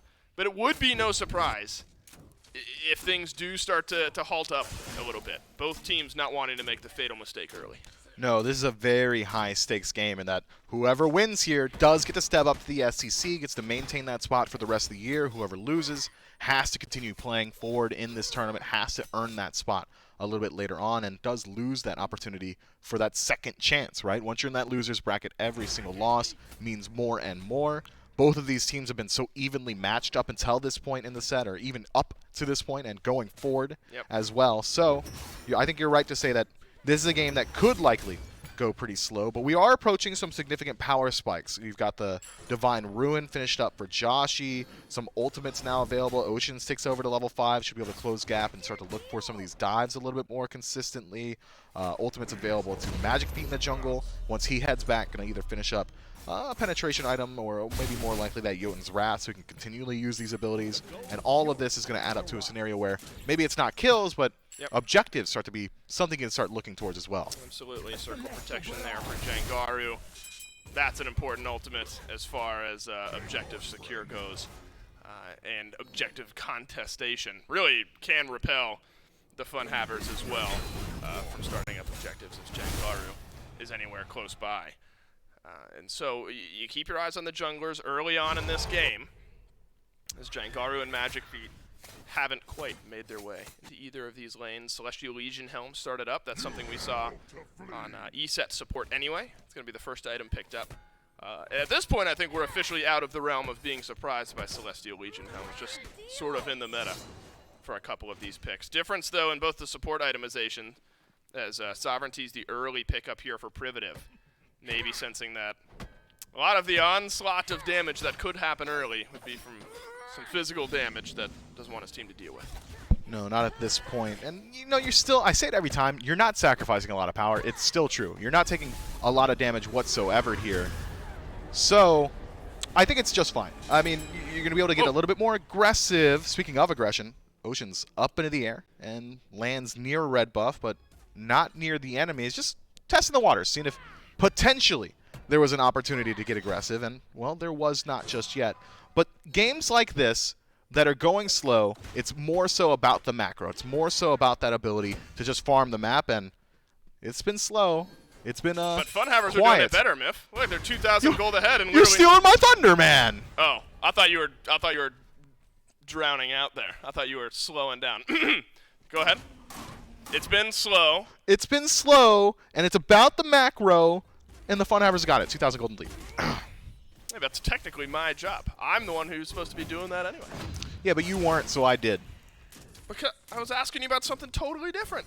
Yeah, well, you You were didn't wrong. give me a chance to do it. FUNHAVERS are doing it better. 2,000 gold in the lead. It's about the macro. It's about the it's about the zoomed out part of this game. It's about drive. It's about power. You know the next line too? We stay hungry. Do you know that? We devour. Are you going to make me do the whole thing? No, I won't. Someone's going to make a soundboard of it. That'd be awesome. That would be funny. Yeah, go ahead. Do the whole thing then, Myth. I don't know at all. I like the idea of Oceans, though, a moment ago to just kind of poke and prod, see if anyone from SAMSARA is in a bad spot.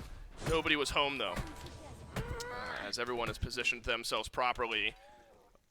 Thought for a moment maybe Shinigami was going to overextend here in this lane, but we have seen so many of the dashes in from Oceans being countered out by the jump up and down from Shinigami, and maybe the largest chunk of damage we've seen traded out. Magic Feet losing some HP even in that wall.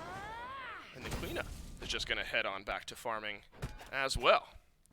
And if you had to place your bet, Myth, I want to place a bet here. I love where this is going. You had to place a bet. We're not actually going to bet anything.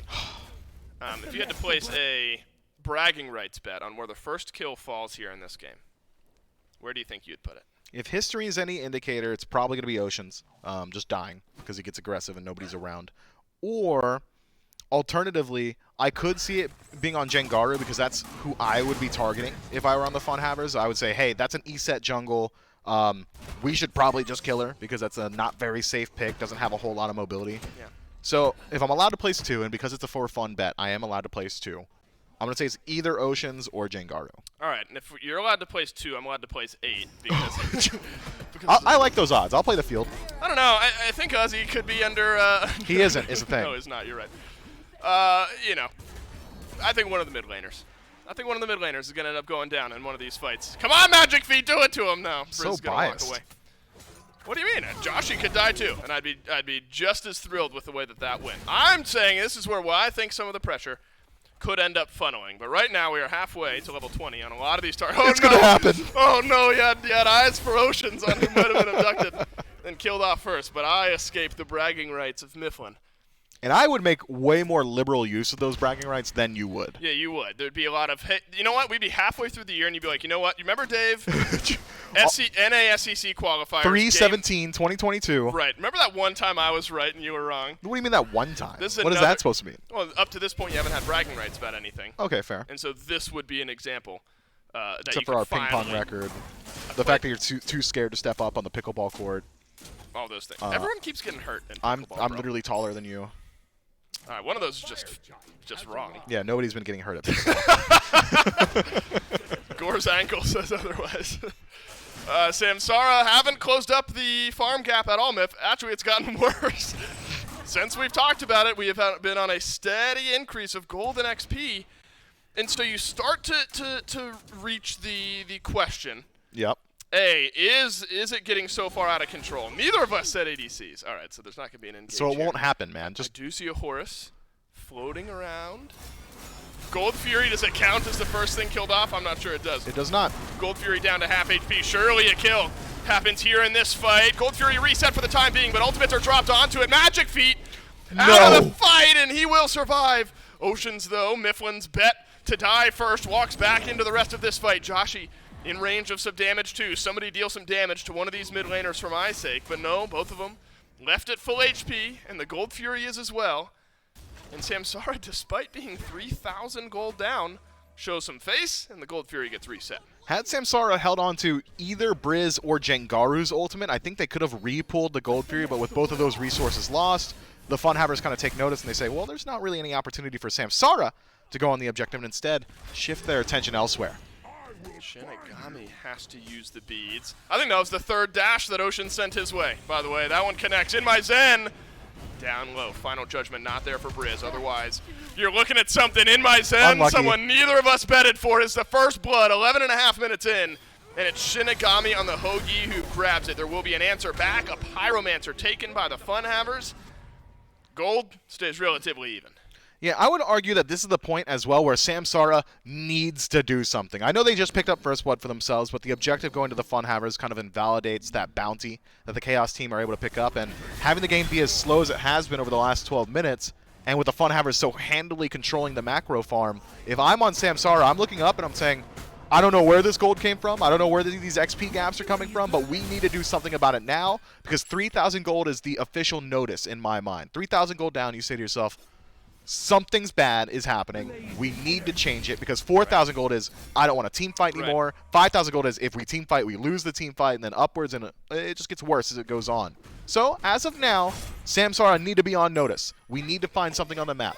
Can we go over to Gold Fury? Can we start sieging a tier 1 tower? Who are the people that we can pick? Can we apply some CC to Magic Feet? Where do we go?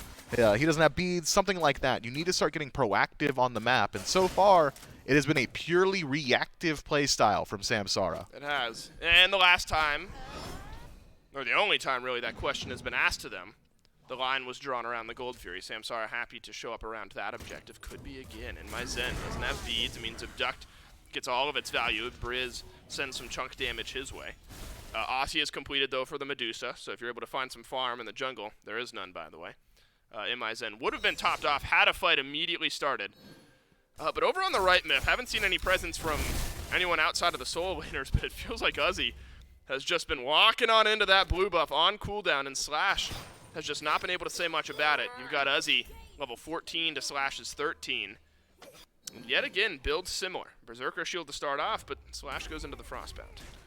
One of those windows I was talking about has been lost. It has not been lost to FUNHAVERS, who are getting aggressive. Second kill onto a mid laner count myth? No. It might. Aegis gets used by Briz, but there's a Scarab's Blessing in. Doesn't matter what your answer was anyway. Briz will not die. Jengaru through to send some damage back towards the FUNHAVERS, and Scarab's Blessing finds its first real bit of value in the last couple games. Yeah, Privative able to find that target, and Briz very thankful for it, but Briz does lose out on both defensive relics. Beads and Aegis now down, so the FUNHAVERS have similarly found themselves a window to find some aggression on the map, and it's going to come to them a little bit more easily as that gold lead has continued to expand just thanks to controlling that farm on the map. Is curious to see that neither team has gone back towards that Gold Fury. I would argue that the FUNHAVERS are in a pretty good position to just start looking towards it, but SAMSARA, they're the aggressors. Wow, what's the answer by the FUNHAVERS? This could be a big swing here in this game, depending on where the Gold Fury goes and who gets the kills. Pivotal fight in game number 3. Winner moves on to the North American SEC. Loser goes down to the loser's bracket. It's Briz engaged on the back as Slash has separated out the carries. Briz does end up going down. Second kill of the game onto one of the mid laners, and it's Magic Feet who grabs it. Suddenly SAMSARA are full on backpedal. They reset? FUNHAVERS regroup and head on back to gold. They had SAMSARA, that is Circle Protection, onto the Gold Fury, but reset it regardless.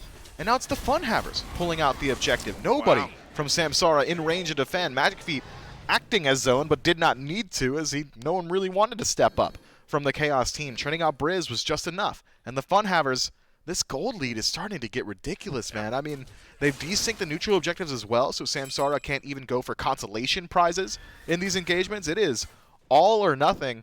I need to see SAMSARA dig in their heels and commit to one of these fights soon. They need to show up and put the fight into FUNHAVERS. I know it's a disadvantaged engagement regardless because of the golden experience, but if they keep allowing FUNHAVERS to do whatever it is that they want on the map, it's only going to continue to get worse. Magic Feet is silenced here. Could be a pick onto the Cleat. Nice shot. That ends up bringing things back. Uzi abducted instead of his jungler, but Slash has rotated over from solo and gotten the kill on to the jungler anyway, so SAMSARA able to pull back a kill. That'll send Magic Feet to the grave for a little while, allow Jengaru to maybe catch back up and experience just a little bit. Still this massive gold lead.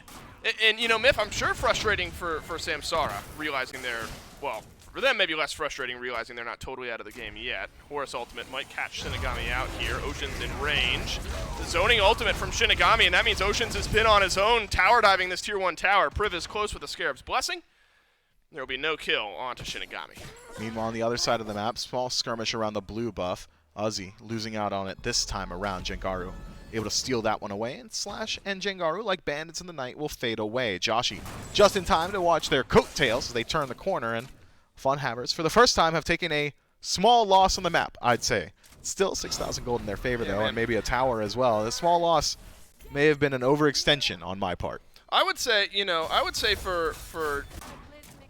for like SAMSARA fans, this would, if this result holds, you know, who knows what's going to happen later on in this game, especially if the kill happens on a Joshi here. Be a great pick for SAMSARA, but good double ults. ultimate out of Buzzy. That'll give Joshi a little time to operate. Final Judgment from Briz at shotgun range doesn't hit its targets, but the kills will fall anyway. SAMSARA rotates over to solo, and they'll grab a 2-for-1 trade. Magic Tier 1 Feet? tower falls in the meantime, but Magic Feet disengaging desperately, but won't be able to do so. There will be a kill pulled back on a Slash. Messy tower dive, but 3-for-1 trade. That was the FUNHAVERS making a critical mistake. This could very well be a tipping point in this game. 3-for-1 trade, tier 1 tower, over towards SAMSARA. And I think the majority of that was avoidable. You could have Uzi disengage and just allow Joshi to fall down. You could similarly have Joshi do the exact same thing. Magic Feet just walks into the lane saying that, all right, well, SAMSARA probably won't kill me. They should be happy enough with the 2 picks they've already got. Newsflash, buddy, they weren't. SAMSARA keeps going aggressive.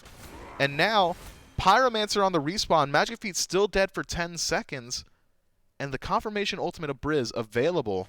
Pyromancer would go a long way here for the Chaos team. Would.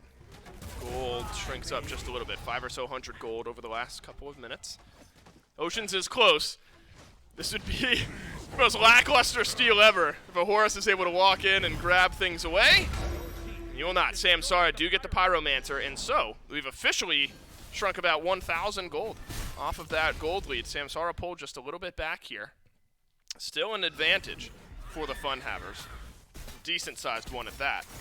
But those are the types of plays, Myth, that will shrink things up. And what I was going to say is this is the style of loss. If SAMSARA take a loss here, that would probably feel very frustrating, where you never just found quite the right moment to answer back, to push back, and it was just kind of a slow bleed out. So the fact that SAMSARA have found that moment and gotten a couple of kills and made it work into a Pyromancer, a great start at turning around Game 3. So we'll see if SAMSARA can keep this ball rolling in their favor. Primal Fury should be the next heat check for them. It still is significant. The FUNHAVERS have not thrown away the entirety of their lead, and I would argue still have got a good deal of it. And as the clock ticks on, as everyone's starting to approach level 20, the ability to just walk over to Gold Fury is lost on you. You now have to be considerate of the fact that Fire Giant can die. It is now mortal. There is now enough damage on the map that either one of these teams could go to the larger of the 2 neutral objectives, which means that naturally Gold Fury becomes harder to kill because you don't want to trade out on the opposite side of the map. Cursed Donk is picked up by Oceans here, Myth. That'll be important. What a shot.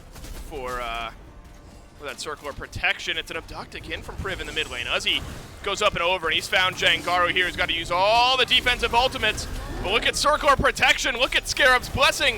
It has bought Jengaru a second life now in this fight. In fact, it's itemization who goes down first. SAMSARA, they're breathing a second wind into this engagement, but Oceans wants to pull it right back. Uzi is the one breathing SAMSARA's air, as Briz will be the second to fall down. And the FUNHAVERS go 1-for-1. SAMSARA still keeping up that chase. Maybe they can turn it around. Uzi and Oceans drop down to about 50% HP, but it will not be the case here. 1-for-1 trade for both of these teams. I'll throw you a bone. Okay, please. That little riff there, the breathing their air, all of that, that is a call inspired by Mifflin. Inspired by, not wholesale stolen. No, because I didn't say exactly what you said. Okay, sure. Yeah, you iterated. There was an iteration. I iterated on it. Is that why you were laughing? Because you yes, you because took I my iterated candy. on it, and you were staring at me with death eyes. I was watching the team fight. Everyone who was listening knows I was watching the team fight because I cast it.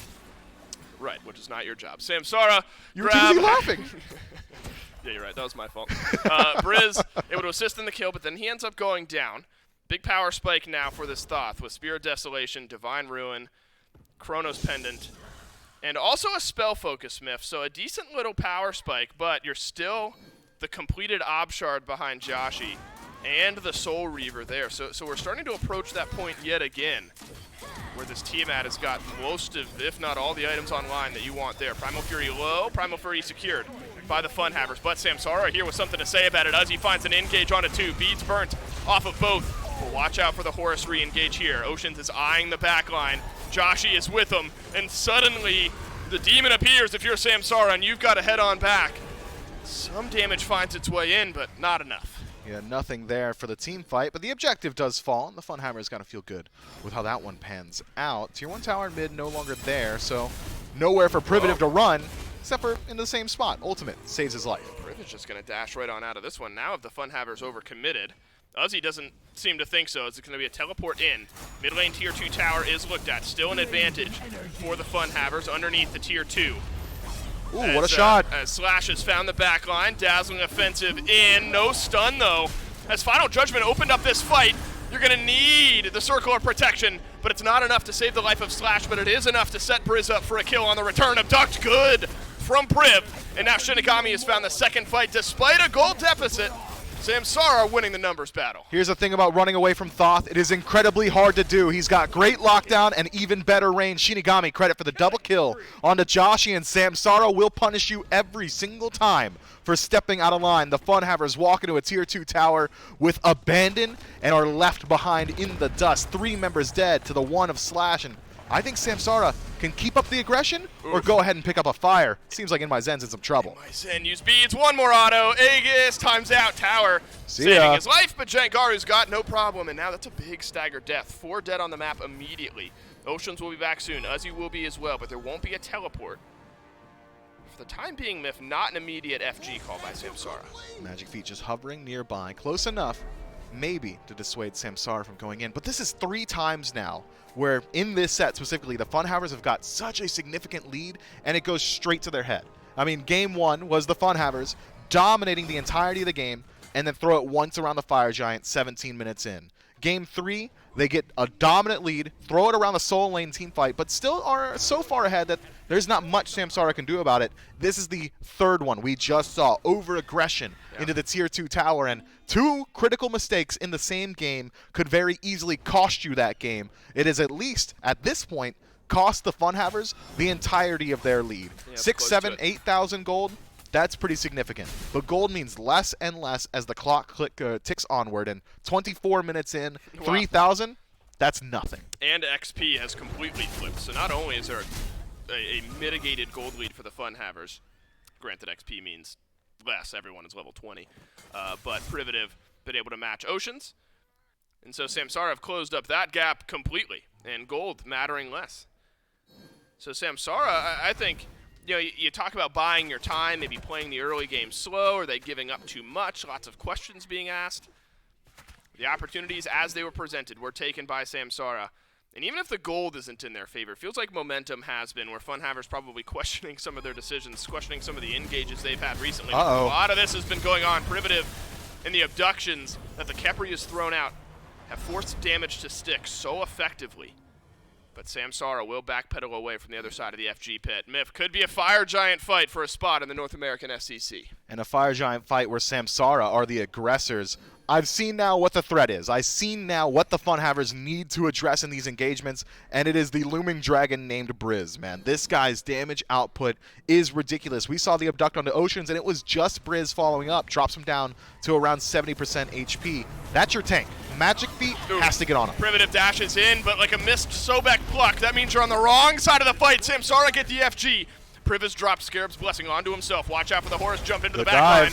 Priv, the Scarab's Blessing doesn't time out, and that means Priv back into the fight with a healthier health bar as Uzi continues to walk forward here, but he has no assistance from his backline, not just yet. Magic Feet pops out of the wall. Massive. Got a lot of damage onto Briz, and InMyZen is the one who deals the final blow. There's a stun onto Oceans, but Fire Giant still rests on 4, and the FUNHAVERS are able to pull back just a kill. SAMSARA, there was a distinct moment in that retreat where they said, wait, maybe we can turn around this engagement. Maybe this fight isn't looking as bad as it was. They turn the corner, immediately into a Petrify from In My Zen. Briz says, no guys, we were right. This fight's not looking so great. We already got Fire Giant. Go ahead and disengage, and Briz is the only one who will have to pay with his life. Magic Feet, though, in some trouble, hovering nearby. Shinigami just off the mark with a stun, so he's able to escape into the wall. Whoa. Jangaru is also low. So now there's a jungle health bar advantage for SAMSARA, but now it's kind of been flipped. Magic Feet, the healthier of the two. Shinigami can spot him out thanks to the mark of the Golden Crow. Primal Fury sprouts forth.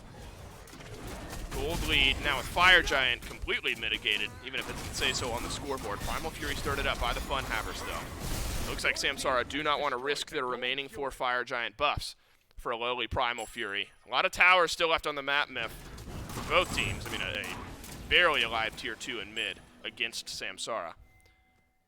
But 4 of the 6 still there for SAMSARA to build up some gold. And that is free gold on the map. Tier 1 on left. That's one you're not going to see any defense from the FUNHAVERS, and if we do see a defense, it's probably just a misplay. That is no gold globally, and In My Zen may have stepped too far forward already as Slash has made the rotation in. Oceans, though, if you lost too much in the meantime, Petrify no good from In My Zen. That's a teleport through from Uzi. Tier 1 tower is going to go down anyway. Is this the line of defense that FUNHAVERS choose? Appears to be no. We'll back up beneath our left side Phoenix. This Fire Giant building up all this value for SAMSARA. Still a gold deficit, though, Myth. Just doesn't seem to shrink down, does it? But SAMSARA, I think, just fine, regardless of what the gold meter says. Because this game has wrestled right back into their control. It has been, and on these siege scenarios, this Jangaru Eset jungle gonna find some value. Circle protection, essentially a no-play zone, especially when you've gone the full damage build, meaning that you're not just using it for damage mitigation, you're not just using it for healing. Anyone from FUNHAVERS who walks into it can expect to take upwards of 800 damage. Briz is gonna have a much easier time applying his poke as well. Whoa, In My Zen, chunked down to half HP. Has to use the beads as well. So if some engage connects itself onto the back line. Look at all the beads right now, as we speak, all coming back up for SAMSARA. All of them used very close to one another in the last fight. And it's the opposite for the FUNHAVERS. Still 50 seconds on Joshy's beads. Now a full cooldown on In My Zen's beads as well. Healthier in the defensive relic department are SAMSARA. Magic Feet is going to try to strip some of those away, but Oceans, he's going to get pulled right back. Uzi again is the one looking for the engage. Circle protection is there. That'll top off some of these health bars. Back to half HP goes Slash. Joshy down to half, and another abduct from Priv is good. It's like he's playing Sobek out on the map right now. Everyone being delivered to SAMSARA's doorstep. In My Zen, the next one to be left alone. You are looking at 50-second death timers. SAMSARA, they will walk into the mid lane. They will take down the mid lane Phoenix. And by all accounts, Mifflin, it looks like SAMSARA will move on to the North American SEC. Just clean play across the board. SAMSARA essentially at the 5-minute mark said, okay, we're super behind. We're not going to play the match, and we're just going to hope that the FUNHAVERS make a mistake. Wow. And the FUNHAVERS do them one better. They make two. Privative having some fun in the enemy fountain, and I'm sure he's earned it now. He's a SEC representative. That gold lead just never seemed to shrink for SAMSARA. Did not matter. They ended the game like 100 gold behind. After all of that, SAMSARA were still like 100 gold behind. It just did not feel like it ever shrank down. But you're right. It didn't matter. SAMSARA turned this game around, and they qualify themselves to the North American SEC. Still a chance for the FUNHAVERS later on this week, but SAMSARA can kick back, relax, and watch the rest of the action play out. Congrats to SAMSARA. Mifflin and I will break down exactly how we got here coming up next.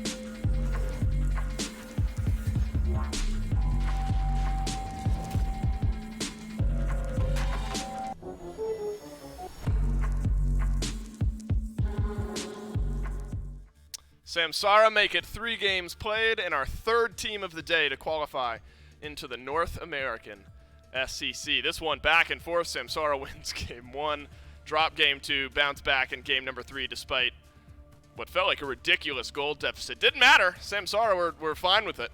Turn the game around, even end the game behind in gold. Dolson and just stock model of a caster man on the desk to break down game 3. Hey guys, it's me, Caster Man. Just an absolute pleasure to be here.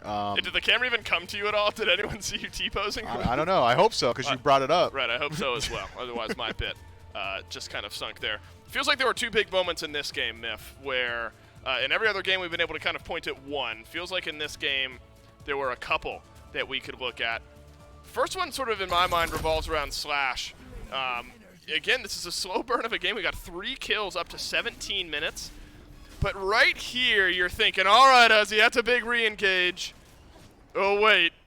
Slash and Joshi are here. Uzi, you know, it's sort of this big fight that suddenly kickstarts SAMSARA's chances, and Slash is at the forefront of a lot of it. Yeah, the thing that makes this so critical is that the FUNHAVERS were at a point in the game, I mean, even still looking at the gold at the top of the board, where it is their game to lose. Right. When you are that far up at that portion, you could start looking towards Fire Giants, you could start looking towards Gold Furies, and just continually iterate and build upon this lead and make it nearly impossible to fight back in. But here's one opportunity, a 2 versus 3 that is handed to you by the FUNHAVERS, in which we see Uzi dive headfirst into a fully channeled circle protection as well. Those are fights that you're not often to win. Magic Feet kind of hops on the conveyor belt, says, well, if they're jumping off a cliff, and, you know, that's like my team captain, I think, so I might as well do the exact same. Walks in afterward, gives up his life. This is the second tipping point of the match, though. It's a mid-game team fight, 21 minutes in, where, yet again, the FUNHAVERS get over-aggressive with still a pretty sizable lead. Less so at this portion of the game, but still significant. But they choose the engagement inside the Tier 2 tower, and SAMSARA crush them. This is really the last bit where FUNHAVERS ever felt like they had any pressure going in their favor in this game. Any of the fighting going on the SAMSARA side of the map. And I like in that moment, you're calling, yeah, it's hard to run away from a Thoth. There's a Khepri there as well. And when you have a team fight like this, we say this about Merlins like flickering in. You can say it about Thoth dashing in. They're able to play the fight that way. That gives you a pretty good idea of how things are going. Shinigami as well. On this Hou Yi Myth, who raised our eyebrows as far as why are we picking this first and foremost overall. Shinigami had some good damage numbers to back it up. You know, here's the thing about Thoth's second ability, man. It's called Evade and Punish. Yeah. If you're just doing the and Punish, you're probably feeling pretty good, and Joshi was completely foregoing the Evade. Yeah, he didn't have to evade. He was doing a lot of and punishing in that game. Shinigami was doing a lot of evading and punishing as well.